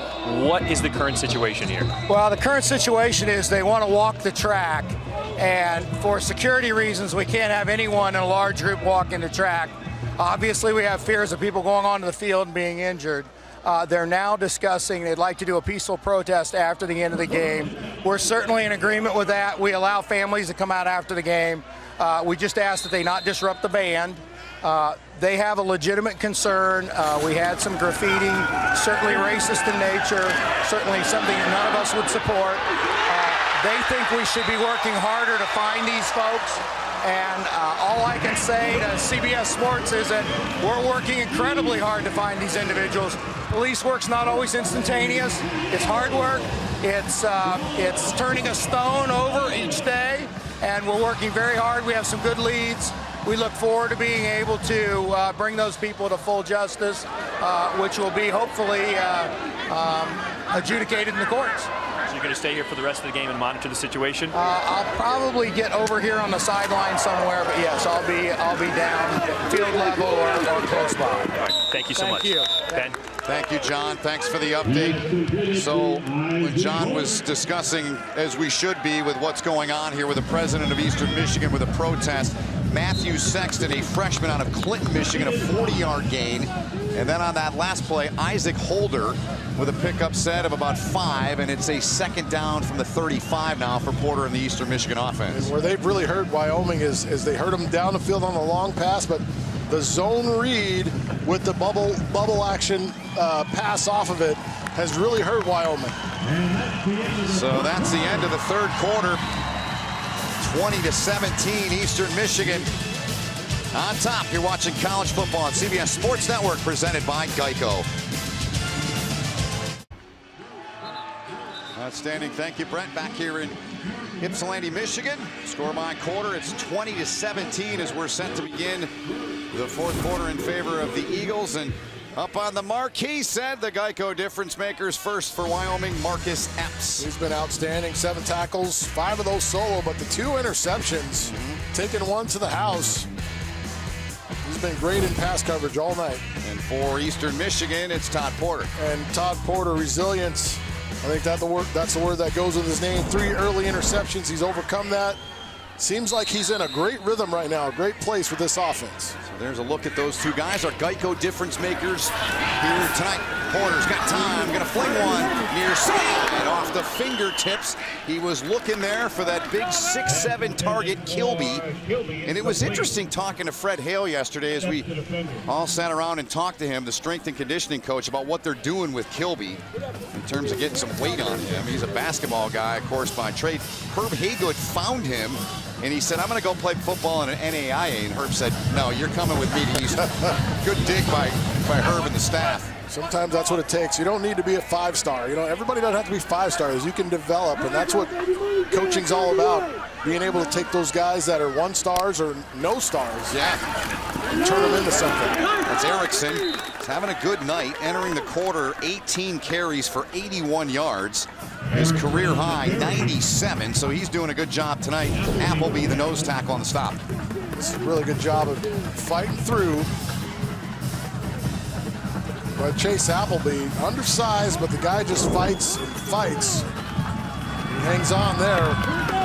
And I like getting Porter to the edge in the zone read screen game, allowing him to have an option of running it or throwing it. So on 4th and 6 from where they're at, they're going to go for it and not punt. Porter, pressure, trying to get away, and he's tripped up and dropped. He could not get away. An outstanding job turned in by Kevin Prosser. Prosser, talk about relentless. He just continues. Sometimes you hold on to a play too long. He never really explodes to get out of there. And Prosser just keeps fighting, is able to trip him up. Huge play for the Cowboy defense. 11-yard loss. Prosser, a junior out of Tampa. Had 9 tackles against Eastern Michigan, a career high last year. And once again, the Eagles not able to take advantage of man-to-man coverage. You've got man-to-man all over the field, but guys can't get open. Do you agree with the decision to not punt? As they go down the middle to Gentry. And Calhoun with a tackle, a bullet delivered into the waiting hands of Tanner Gentry. Well, that just might be one of those, you never like to second guess or armchair coach, but that's a situation where you feel like you've got momentum. Then you come right back with Wyoming being aggressive, running the skinny post to Tanner Gentry, and nice fit throw down the lane before Calhoun could get there. Sorry, 24-yard pickup set. And they're inside of the 30-yard line. Low snap, Allen gathers it, chucks it, and it's knocked down at the line on the left end there. Good work by the big boys up front, knocking it down. Mike Brown. Yep. Doing a nice job in the lane. This is the last drive, an acrobatic attempt. Then they had the false start set, and then the field goal gets blocked. And that field goal was blocked. We got to give a shout out to Jeremiah Harris, who blocked it. All he's done is made plays all season for this team. He has 21 tackles, will lead him coming in. 2nd and 10. Allen, Gentry. And the ball came out. Eastern Michigan saying they've got it. The Eagles saying they forced another fumble. If they've got it, it's the second one they forced against the normally sure-handed Tanner Gentry. No indication yet from Tom Stapleton, our referee. Chris Creighton down there leading the cheerleading charge. So Gentry, there's the point from Stapleton. Derek Williams was the one that jarred it loose. And that's a look. It's a punch out. Mikey Calderon is the one that recovered it, it looks like. But they are going to review it. Sorry, Seth. The Athletic thanks our proud partners for their support, including there it is. and Creative Content. That's Derek Williams that knocked it loose. Please support these organizations as they Once support Gentry your is goals. not even close, and he's on top of the player, so ball came out. It's going to be Eastern Michigan ball, right? Without question. Yeah. Great job of punching it out by Lewis. You got to be, you know you're in traffic. There are 3 guys around you when you receive the ball. You got to put both hands on it. You can't try to brace yourself for falling. Right. Got to put both hands on it. So Chris Creighton there, the 3rd-year head coach of Eastern Michigan. Some tough times. They won a game last year. They won a couple the year before that. And now a 2-1 start. They'll have a MAC contest next week. This will conclude their non-conference. Josh Allen looking on. Wyoming starting quarterback. Those are kind of plays that I'd like to see them get Austin Conway involved in. Yeah, I agree with you. Play pass screens. Instead of using him as just like the fly sweep guy, get him involved in those play pass screens and bubble screens and ball in space type of plays. Come back off of a huge play to Tanner Gentry. Come back with the screen. It's a good call, but they snipped it out and had it covered. You just got to take care of the football. So 2 fumbles on Tanner Gentry, the senior out of Aurora, Colorado. 8 for 104 to touchdown. That game they played in Nebraska, 124 against a MAC opponent in Northern Illinois. A game that I think ended around 4:30 in the morning. Wyoming won in triple overtime after an hour and 46-minute weather delay. But that's how she goes sometimes, right? Well, especially when you're in Laramie. The flatlands. Laramie's tough, boy. Yeah, tough weather. So, on the ground, it's Porter. Short gain. And Gentry on the sidelines.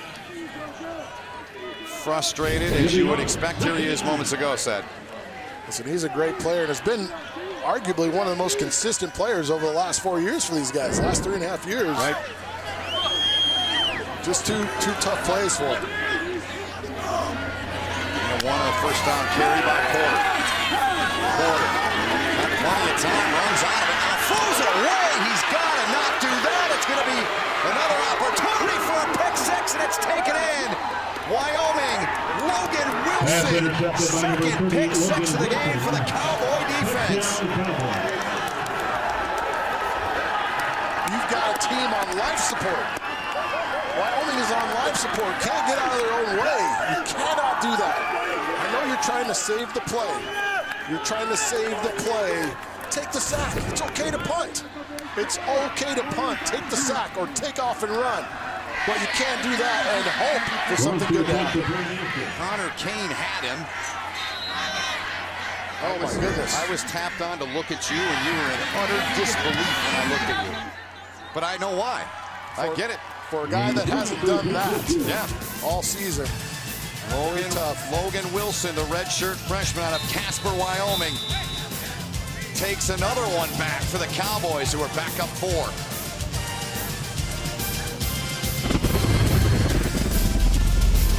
Don't see UCLA beating Stanford. All right, so there's Tanner Gentry. He goes up and finds Logan Wilson, says, man, you just bailed me out big time. Chris Creighton working on, and there's Logan Wilson, the redshirt freshman out of Casper, Wyoming. Literally, this team was on life support. They were. They were waiting for the Eagles to put them away. 2 fumbles by Gentry, but that one he was bailed out on. The pick 6 for Logan Wilson. Blake Bannon doing a good job, averaging close to 40 a return. Gets it out to the 30-yard line. So 2 pick 6s in this game. This surprised me when we got this stat. Wyoming's done this, and it was 3 years ago they last did it. That's pretty impressive. Yeah, that's a nice play by Epso. Just steps in front, reading the quarterback's eyes. Porter under duress. And again, under duress, makes an ill-advised decision. And man, you could never get an easier one than that. All you had to do there was not drop it. Right. Don't drop it. So we'll see how Porter, who responded earlier after throwing 3 picks, responds here now as they go on first down to Ian Erickson. So 24 points for Wyoming, all off turnovers in this game. Well, we'll see if this Wyoming defense has regained a little swag back there, a little energy. They're going to try and play fast and seize this moment. Picks thrown by Porter, nearly a 5th there as Antonio Hull was diving down to try to get the ball. They look for New Plow there, so it's a 3rd and long coming up here for Eastern Michigan.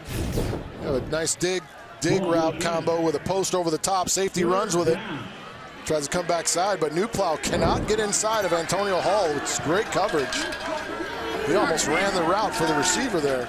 Creighton's guys are 4 of 11 on 3rd down. And look how shallow the safeties are at 8 yards. And creeping ever so close. They like to bring the heat. Here they come. They're showing it. 1 drops, they bring 2. Porter in trouble. They don't get the first down. Wyoming did a tremendous job to sniff that play out. It was Kevin Prosser who dropped Porter. You're going to see the blitz here. It's picked up nicely,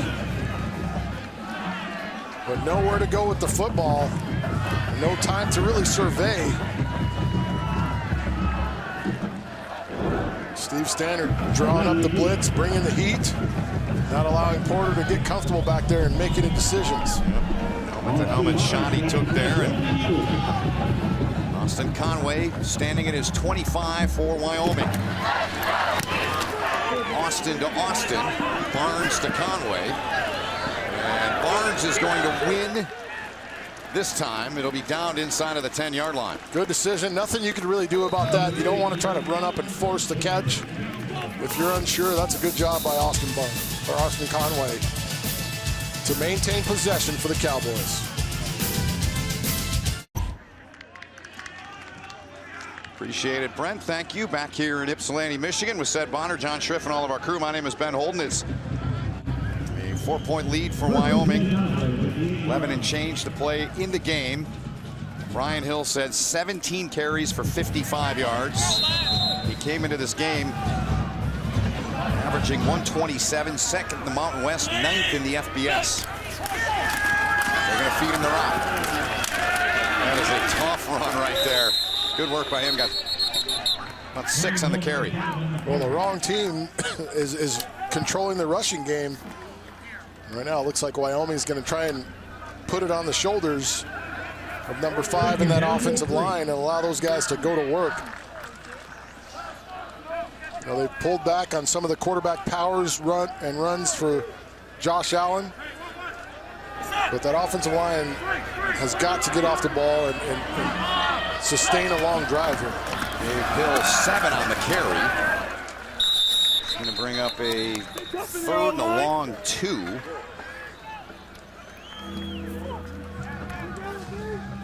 You got to give a lot of credit to the Eagles' defensive front because these guys have really done a nice job. Matt O'Connor, one of those guys, their fifth-year senior. Mike Brown, a couple fifth-year senior guys leading the way up front. Big play, third and a yard. Wyoming gives it to their stud, and he drags 3 defenders to the 25. Derek Williams among those in there, so the helmet off for Brian Hill. He's going to come out for a play. That's just tough, Ron. Physical, finishing the play, but you see him wrapping up the ball with 2 hands. And that's a judgment call by the officials at times. If the helmet's ripped off from contact, sometimes they'll allow the players to stay in the game, but there was no penalty called, so he's got to come out for a play. Allen on the run. Pace was there. Wow. That is Gentry redeeming himself for the last series when he coughed it up. What a catch and what a throw. Throw was unbelievable. And then the footwork at the end of this thing. Once the footwork gets good on Sunday. I mean, that's definitely good on Sunday. 19-yard pickup. Daquan Pace all over it, swung at it. So to concentrate on the catch and get both feet down. Great job by Tanner Gentry. Who goes in motion here. Back to the ground. Good job by Eastern Michigan to blow through there and blow that play up. Outstanding work by the front. They get in there and make the play on Sean Wick.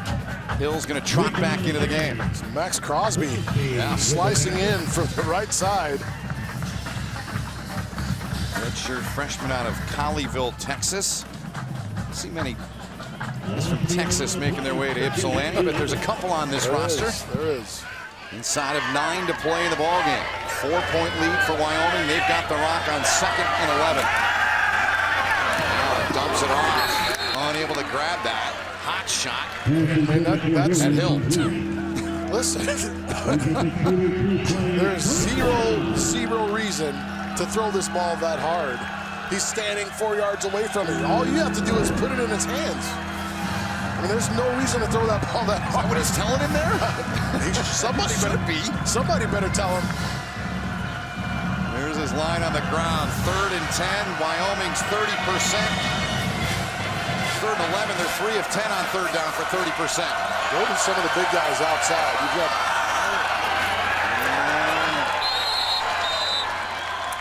on the ground. Williams in there. He's been very active here in this 4th quarter. That's playing field position, defensive-minded. You're going to punt, play defense. I would have gone to Moldhard or even Gentry down the field, but I'm a quarterback. Right. So I get it. I can't think logically sometimes. I just want to air it out. Give it to the big guys, let them go make plays. Eagles came after the punter, Ethan Wood there. Banham lets it bounce. Right near it. So to get away from it, Wyoming will down it at the 16-yard line. So we're inside of 8 minutes to play. Wyoming on top by 4. 7:59 to go in the game. 4-point lead for the visitors from Wyoming on Eastern Michigan. Let's get down to John Schriffen, who's been down there near the protest going on. John, what's the latest? Well, as you heard on our air before, the president of the University of Eastern Michigan offered them a compromise to allow them onto the field after the game was over. But when I talked to the students here, they said that was never their intention to get onto the field. And they said what they really want to do is walk onto the track. They feel like the security and the students, they're not coming together because they're not hearing each other.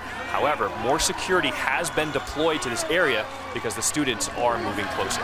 Guys. Thanks, John. Stay safe down there. Great work by John. You can't go on the track because of safety concerns. Right. You've got another team in here from a different state. You got Wyoming. Too many safeties. You can't walk around the track. Nobody does that, period. Brogan rollback in the game, and he is hit. And he was popped by Connor Kane, one of their defensive tackles. So this is the guy that was the starting quarterback last year, now in the game late. And again, nothing open. Talk about those receivers have got to win. As you get a look at his numbers, had a great season last year, won the game against Wyoming. Certainly did that at 330 yards and 3 touchdowns. Dangerous ball here. And they were looking there, trying to go to Porter. That looked like it could have been pass interference. Pass intended for Porter, incomplete. Looked like it could have been pass interference. So there's Porter on the sideline. Doesn't appear in any way to be hurt. So rollback. DJ May never turns around. He runs right over the top. Rollback in the game. Rollback was suspended in the offseason. His first action of the season for Eastern Michigan. I mean, he was their guy. He was their quarterback last year. And Porter was able to come in, like you talked about, said, and win the spot. Play clock under 5. And then rollback. Ohio product going to throw. It is caught. Bailey's got it at the 37-yard line. So Sergio Bailey, there's a good look at Brogan Robach. Tell you what, he had himself a game over 300 yards passing against this team. Gain of 22 on the play. The redshirt junior Robach out of Maumee, Ohio. What do you make of this change, the timing of the change with Porter coming out? Would you have done that? There's still plenty of time in the game, so they didn't just throw him in there at the last 2 minutes to try to go win the game. They did put him in with plenty of time. So not only, folks, do we have, to me, I hate to say this, but right now the football game to me is secondary. What's going on in the end zone there you're seeing is a protest, and that's the furthest they have come down, the protesters. John Schriffen is down there. John's been updating us so well. And we certainly hope that peace is kept and nothing happens as Erickson carries. State police, they're all in the blue and the gray pants. Sheriff here, Washtenaw County, about 20-25 minutes away from downtown Detroit. I'm not going to lie, said it's a little odd calling a game, and we're all keeping an eye on that as we go and trying to stay focused on the game. It's hard not to be distracted with what's going on, but we're all pros, so we'll get through it. Keeper there, and they get the first down with Brogan Robach. Huge hit by Wingard there as he comes in to lay the shot. Watch 28 appear out of nowhere like he's shot out of a cannon. He usually is, right? Whew. Big time hit. It's, again, a peaceful protest is fine. It's everyone's right to do so. I just hope it stays that way. It needs to stay safe, and staying away from the field and off the field is good for everybody's safety. Rollback is dropped by Connor Kane, the big defensive tackle in there. Loss of 8 on the play. Sophomore out of Heritage High School in Denver area. But he just continues to work. He beats 2 blockers to get back there. That's a tough fall with a lot of weight coming down on that shoulder.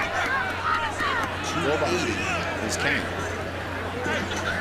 2nd and 17 now. Eastern Michigan trying to put a march together to go ahead in this game. Robach going to sling it out there. It's got to be pass interference. No question is the Eagle receiver, Newplow, shoved down the defensive back. This one's coming back. Yeah, Antonio Hall in good position, and Newplow just shoves him down to the ground. Pass interference, offense, number 89, 15-yard penalty, 2nd down. And Robach, give him credit. He's trying to give his receivers a chance to make a play, launches it. Here's Kate Creighton, the head coach of Eastern Michigan. We look back at the play again. Right there.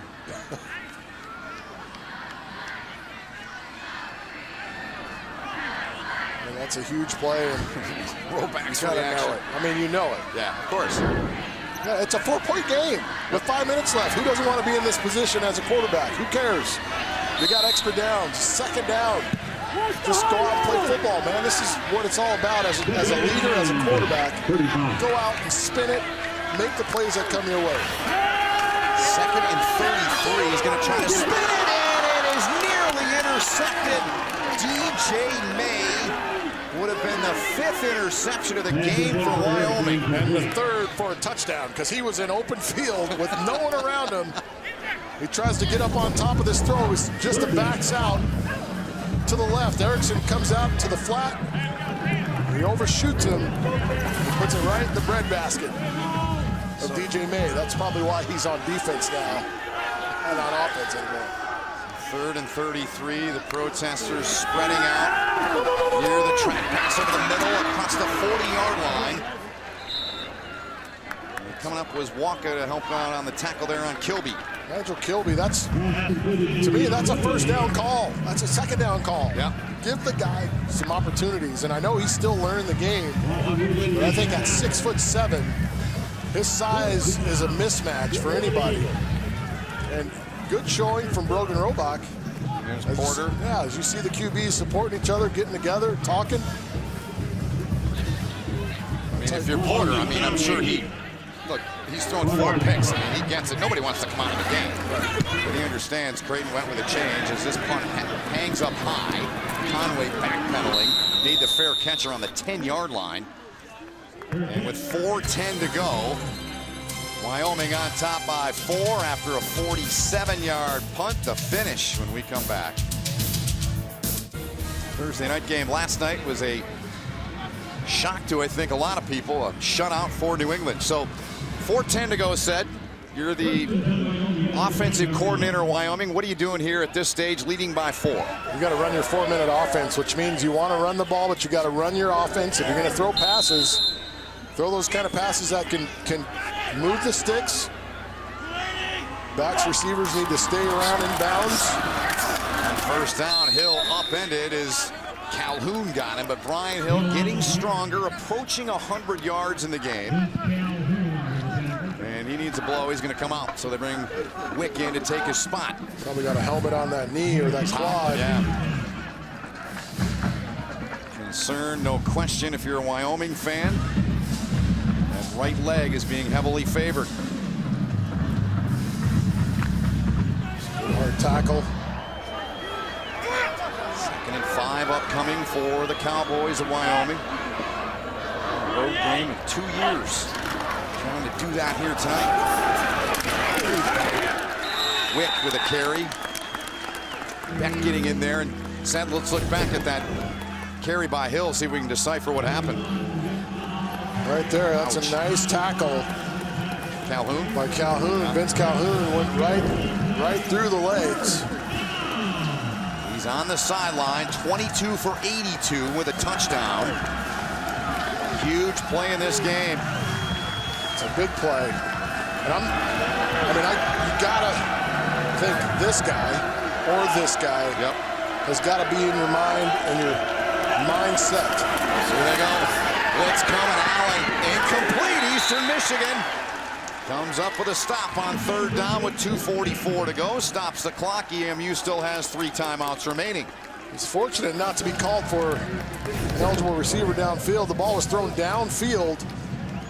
Lineman downfield. You're supposed to skip that behind the line of scrimmage. And he's never really able to set, and that looked disjointed from the start. Jason Beck was the one that got in the face. Wood will kick it away. Banham. And it goes out of bounds. Eastern Michigan said we'll have tremendous field position with 2:37 to go and all 3 timeouts, trailing by 4 in search of a touchdown. That's a poor job of running your 4-minute offense for Wyoming, especially with a first down rush of 8 yards, 6 to 8 yards. Yep.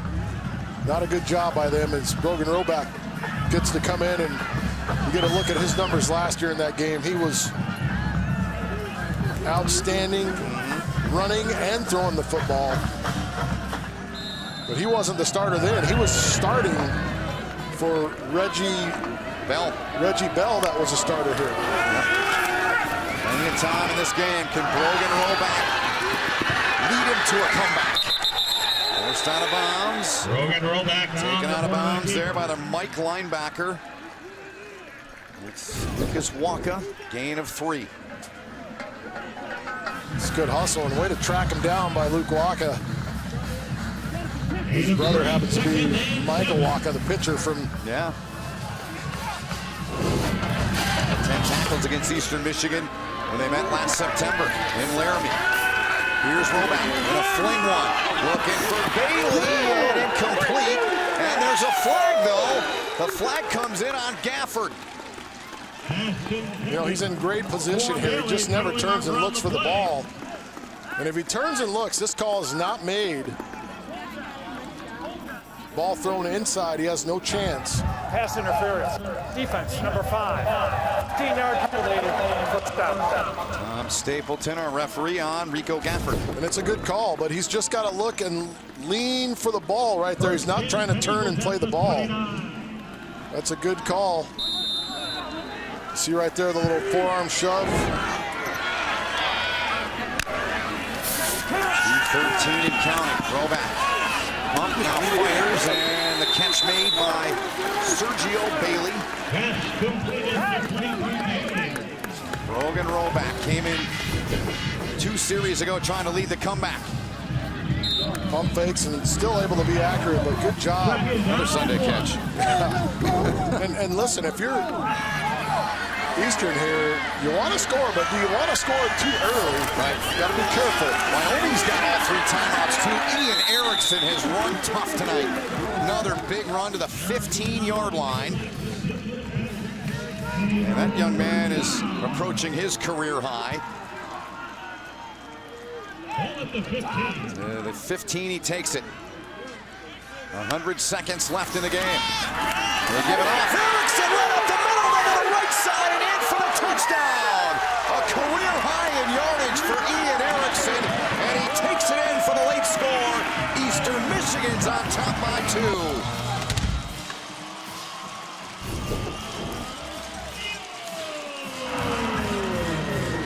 It's a great play, good draw play. However, minute 35, 3 timeouts. You leave a ton of time. Look at all the Wyoming players out of position, getting upfield, getting wide. I mean, that was wide open. Good play call, well executed draw play. Huge point after here by Fricano. And he is steady Eddie. He hasn't missed one all year. Perfect in the point afters. And it's a 3-point game with a minute 35 to go. A career high 116 yards for that young man, Ian Erickson. Great kick out, finishing. Chris Creighton, he knows there's a lot of time left.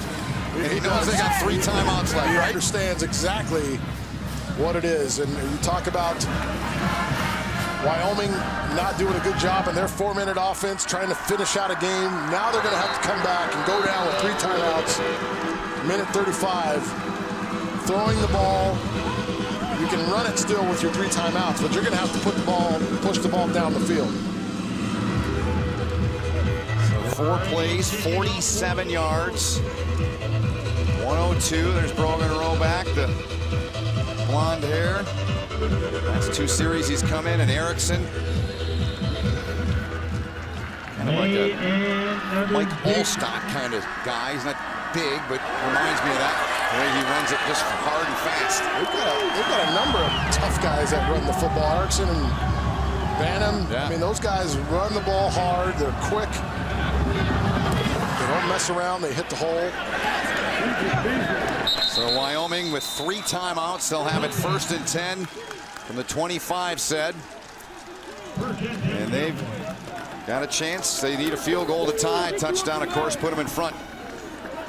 Gentry, 11 catches for 119. Your guy Mulhart, 4 for 83. Listen, you're going to come out, and they'll probably come out here in 11 personnel, 3 wides, and start pushing it around, and we're going to see. We all came to see Josh Allen, see him perform. 18 out of 26 for 235. 95 seconds to go in the game. Pressure, they got him! Dropped at the 15-yard line. They get in there. McLean comes in and makes the play. Pat O'Connor helped out. That's a timeout, Wyoming. That's the one thing you can't have happen. You can't be so stuck on a side. If it's taking too long, you've got to come back. But That is just so good off the edge. And they haven't been able to handle him all night. Zach Wallace, I mean, being taken with power and speed by Pat O'Connor around the left side. Not a good matchup if you're not going to chip with a back. Greg Bowl, the third-year Wyoming head coach, looking on. When we're done here, we'll get you to New York for Trent Stover, Christian Fourier, and the guys. 3 games tonight. This one shaping up for a great finish. 2nd and 18 now.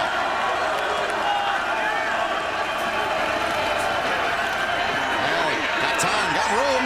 Gonna fling it down the middle. Got Gentry. Intercepted. It's intercepted. Intercepted by Calhoun.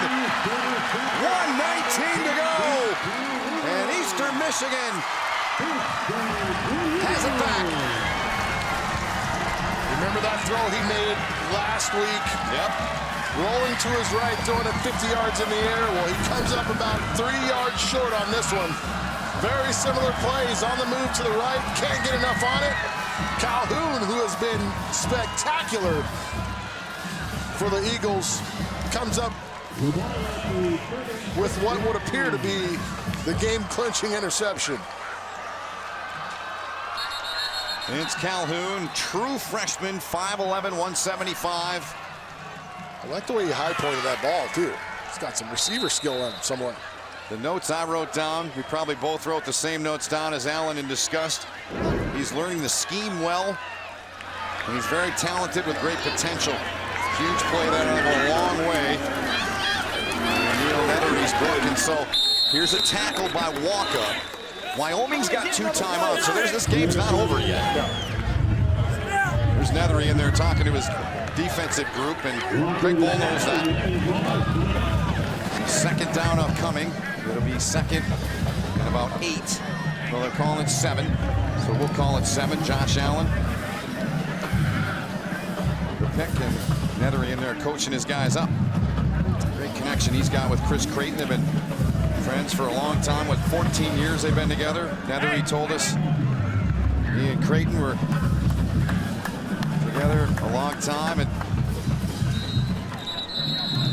Godfathers to his kids. Yeah. I mean, really close. And Coach Creighton has that kind of vibe about him, that appeal that makes you kind of want to sit there and talk to him for a long time. Yeah. He's very passionate about everything he talks about. That's what I take away from him, is the passion he's got. Wants to get this program a consistent winner. They don't want to just win for 1 year, because they haven't won much over the last couple of decades. They want to be consistent. 2nd and 7 for him here. Erickson. Career night 116. He'll add to it. He'll pick up about 4 to get him to about 120. So another timeout taken by Wyoming. They're out of timeouts. So your ball game coming up on this play set. As you see Calhoun there, number 10, had that interception.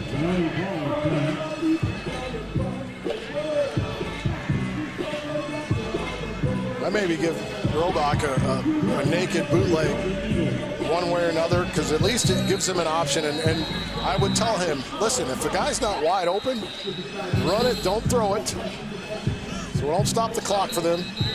We don't want the incompletion. Right. Just try and get upfield and get what you can. But they're going to sell out to stop the inside run. So I would maybe naked boot him to the field and try and go pick that first down up. He's a good athlete, can run really well. But by no means am I putting the ball in the air on this one. No. Here they come. Brogan Roback's been in now for 3 series. Replaced Todd Porter. Here we go. 3rd and 3.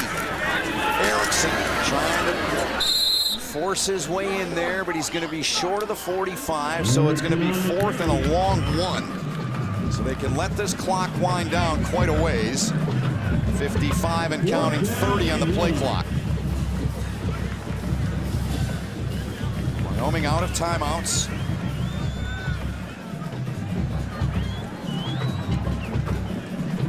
Chris Creighton trying to get his team, this program of Eastern Michigan, to 3-1 for the first time since 1995.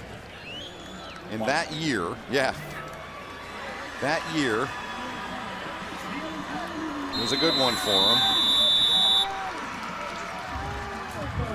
They beat Akron, UNLV, and Ohio in their first 4 games.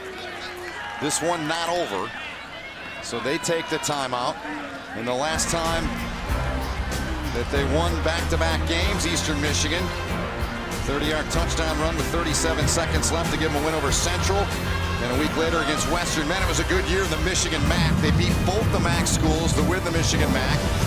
So you got to go back almost 5 full years. Wow. I mean, that just shows you how down this program has been and how big this win would be if they can get it. Well, it also shows you how people don't pay attention to this program when Big Brother is right down the street. Yeah. You know, getting all the attention.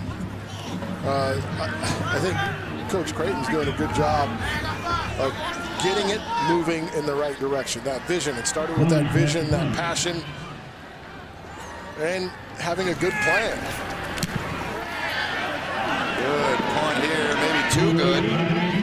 And he boomed that one down there, Barnes, but wanted to try to pin him. They'll have it 1st and 10, said. 18 seconds to go from the 25-yard line for Wyoming. A chance is Cooper Roth, their freshman kicker, trying to get ready. A 55-yard punt from Austin Barnes. It's going to be tough. Tough to get something done here. That's a long way to go. No timeouts. It's Roth's line tonight, 1 of 2 from 37. He had it blocked from 22. Of course, the clock will stop if they get first downs here.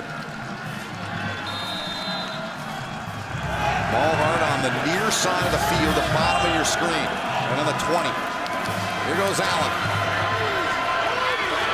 Flings it, incomplete, short hopped it at the 34-yard line. 2nd down with 13 seconds to go. He was hit, pressure from behind. Kept him from completing that pass. And that's not the worst thing if you're Wyoming, because if he catches that ball in the middle of the field there, you figure at least another 7 seconds before he can get out of bounds. And O'Connor applied the pressure. And he just doesn't stop. They're just rushing 3 here, so you've got to be able to give him time. Stop up top there, far side of the field. Allen, plenty of time. He's going to try to get out of bounds, and does near the 27-yard line. So you got 6 seconds left. You got 1 play left, basically. You could almost run a bubble screen up top. You had 2 receivers and, trio of receivers on the right side. Just give it to them and let them run out of bounds. Maybe you get somebody out of position. You've got 8 players, 20 yards deep for Eastern. So the protesters have been waiting. They're coming to the edge of the field now. This is not good. The referee stops play. Tom Stapleton comes over. He'll tell us. 2nd charge timeout, Eastern Michigan. 30-second timeout. So their timeouts are done. The protesters were in the seats in the stadium for the first half. They've been on the hill to our right where John Shriffin's updated us all night. Made their way down to the edge of the track. John's right there. Spoke to the president of Eastern Michigan tonight. So they're going to bring the offense on here. What very well could be the final play of this game. 6 seconds to go. 3rd and 3. Josh Allen steps up, fires. Here they go. Here come the laterals. Mulhart gave it off. It's dropped. And the ball still loose. And it finally goes out of bounds. The game is ended. Eastern Michigan wins by 3. They are 3-1 for the first time in 21 years. What a win for Eastern Michigan and their program. Protesters now onto the field.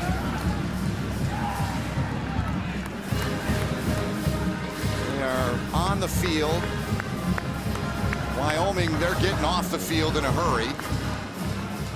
From what we can see, this is a peaceful movement. Not going after anybody or anything of that nature. They just want to come on the field, apparently, and be heard that way. And we hope that it stays that way. There's students here. We believe most of them are students. Getting some graffiti spray painted earlier in the week here on campus. And they're on the field, and it's good to see them maintaining their smarts here. Most of the crowd is booing the group. With all the problems in this country, it seems like every day you turn on the news, you hear about somebody shot. Tragic and sad, and we hope this remains peaceful.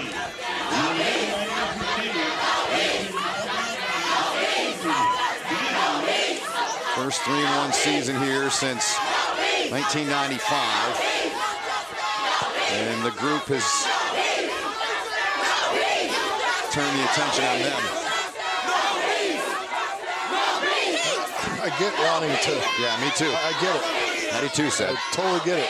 I'm a black man in America. I understand. Yep. I understand. But to really run out on that field, if one of those players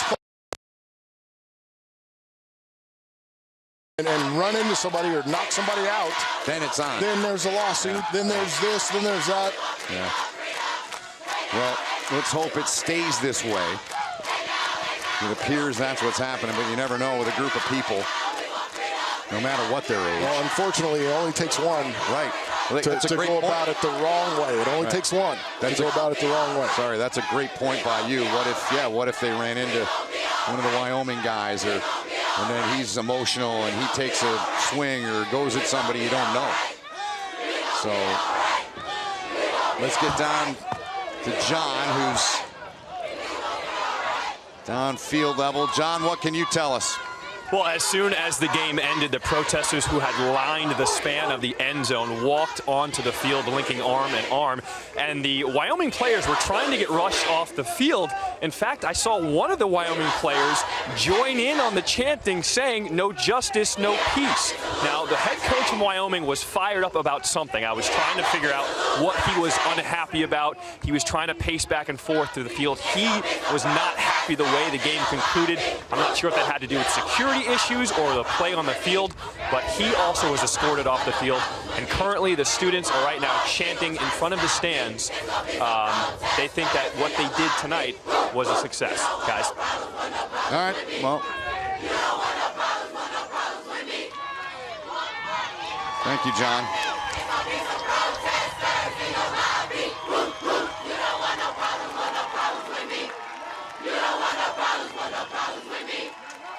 Well, the problem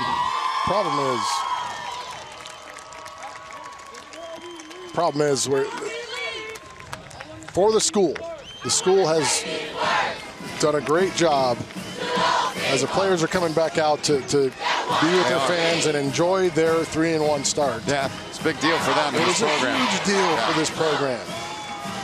Huge deal. And it's not to take anything away from what has gone on in this community with the spray painting. Yep.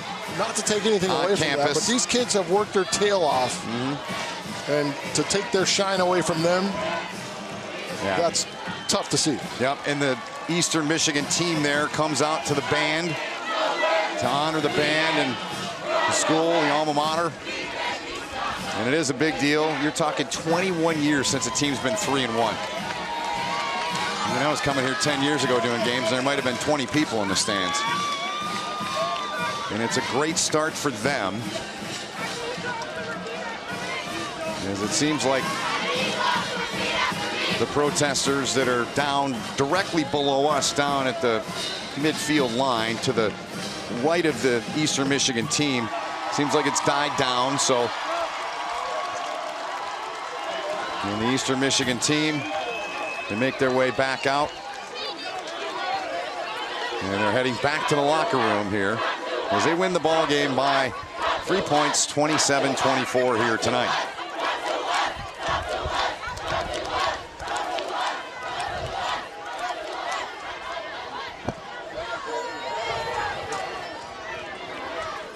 So the team, I watched a couple of the players said, and a couple of the players motioned towards the group protesting. The rest of them just went right in the room, and they're going back into their locker room.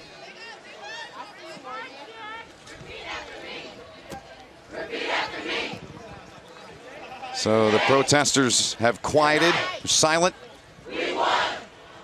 We won! We won! I believe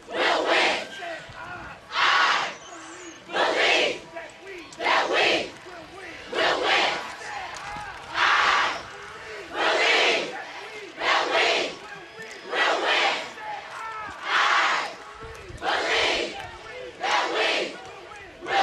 win! I believe that we will win! I believe that we will win! I believe that we will win! I believe that we will win! I believe that we will win! I believe that we will win! I believe that we will win! I believe that we will win! I believe that we will win! I believe that we will win! I believe that we will win!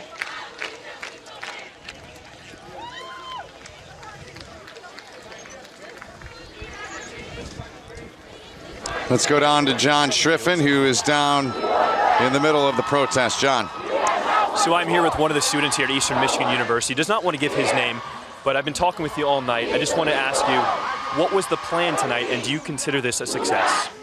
So the overall plan for tonight was pretty much to gain awareness for what's going on with the students that's on campus. There's many students on campus that pretty much thrown us to the side, making it seem like it's no concern. It's not a big deal for them what happened.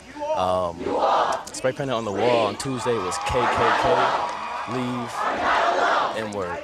And we students here are scared to go to class. They're scared because this person that wrote these words has not been charged. And you know, when you go to class, you might be sitting next to that person in class, and who knows, next time they may bring a gun to class and just shoot it up. People are scared, and we're not having it. What did you want to accomplish by protesting here at the game tonight? Gain awareness by the white students. For the most part, we feel like they're not on our side, and we need to let them know that we are here and we're not going nowhere. Now, before the game, the football team decided to change their entrance. They actually linked arm in arm and walked out. It seemed like as a sign of solidarity. What did you think about that gesture by the football team? Personally, I feel like administration was scared that we were going to be disruptive tonight, and that was not at all our plan or goal. I feel like that was somewhat a coward move. What do you think is next for the students here at Eastern Michigan University? To be determined. Thank you so much. Guys. Thanks, John. Awesome job down there by John. Really, since this second half began, third quarter is when the group was on the bank to our right. They then worked their way down the hill and came to the rim of the track. Hey, I understand that, the young man told John, they want to be heard. They want their message to be heard.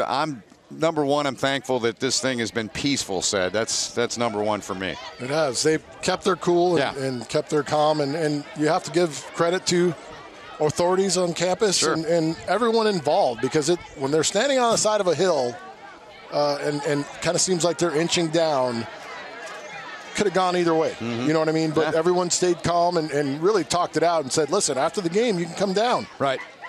And they were satisfied with that. And hopefully they got their point across, what they were trying to get across, their message. Yep, looks that way. And it's like they're leaving that area on their way to where they came from, was down that hill. So they've come and delivered the message they wanted to, and all stems from some graffiti that happened earlier in the week that was on the Eastern Michigan campus here in Ypsilanti.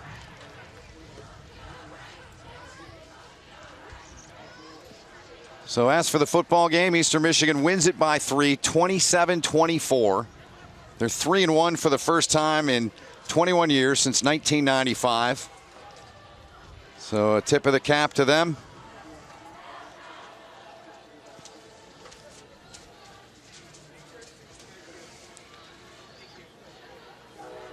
So Wyoming, they go to 2-2 on the season, and they still haven't won on the road in 2 years. So they've got a lot of parts to their group, but just wasn't their night tonight, even though they got all kinds of points off turnovers.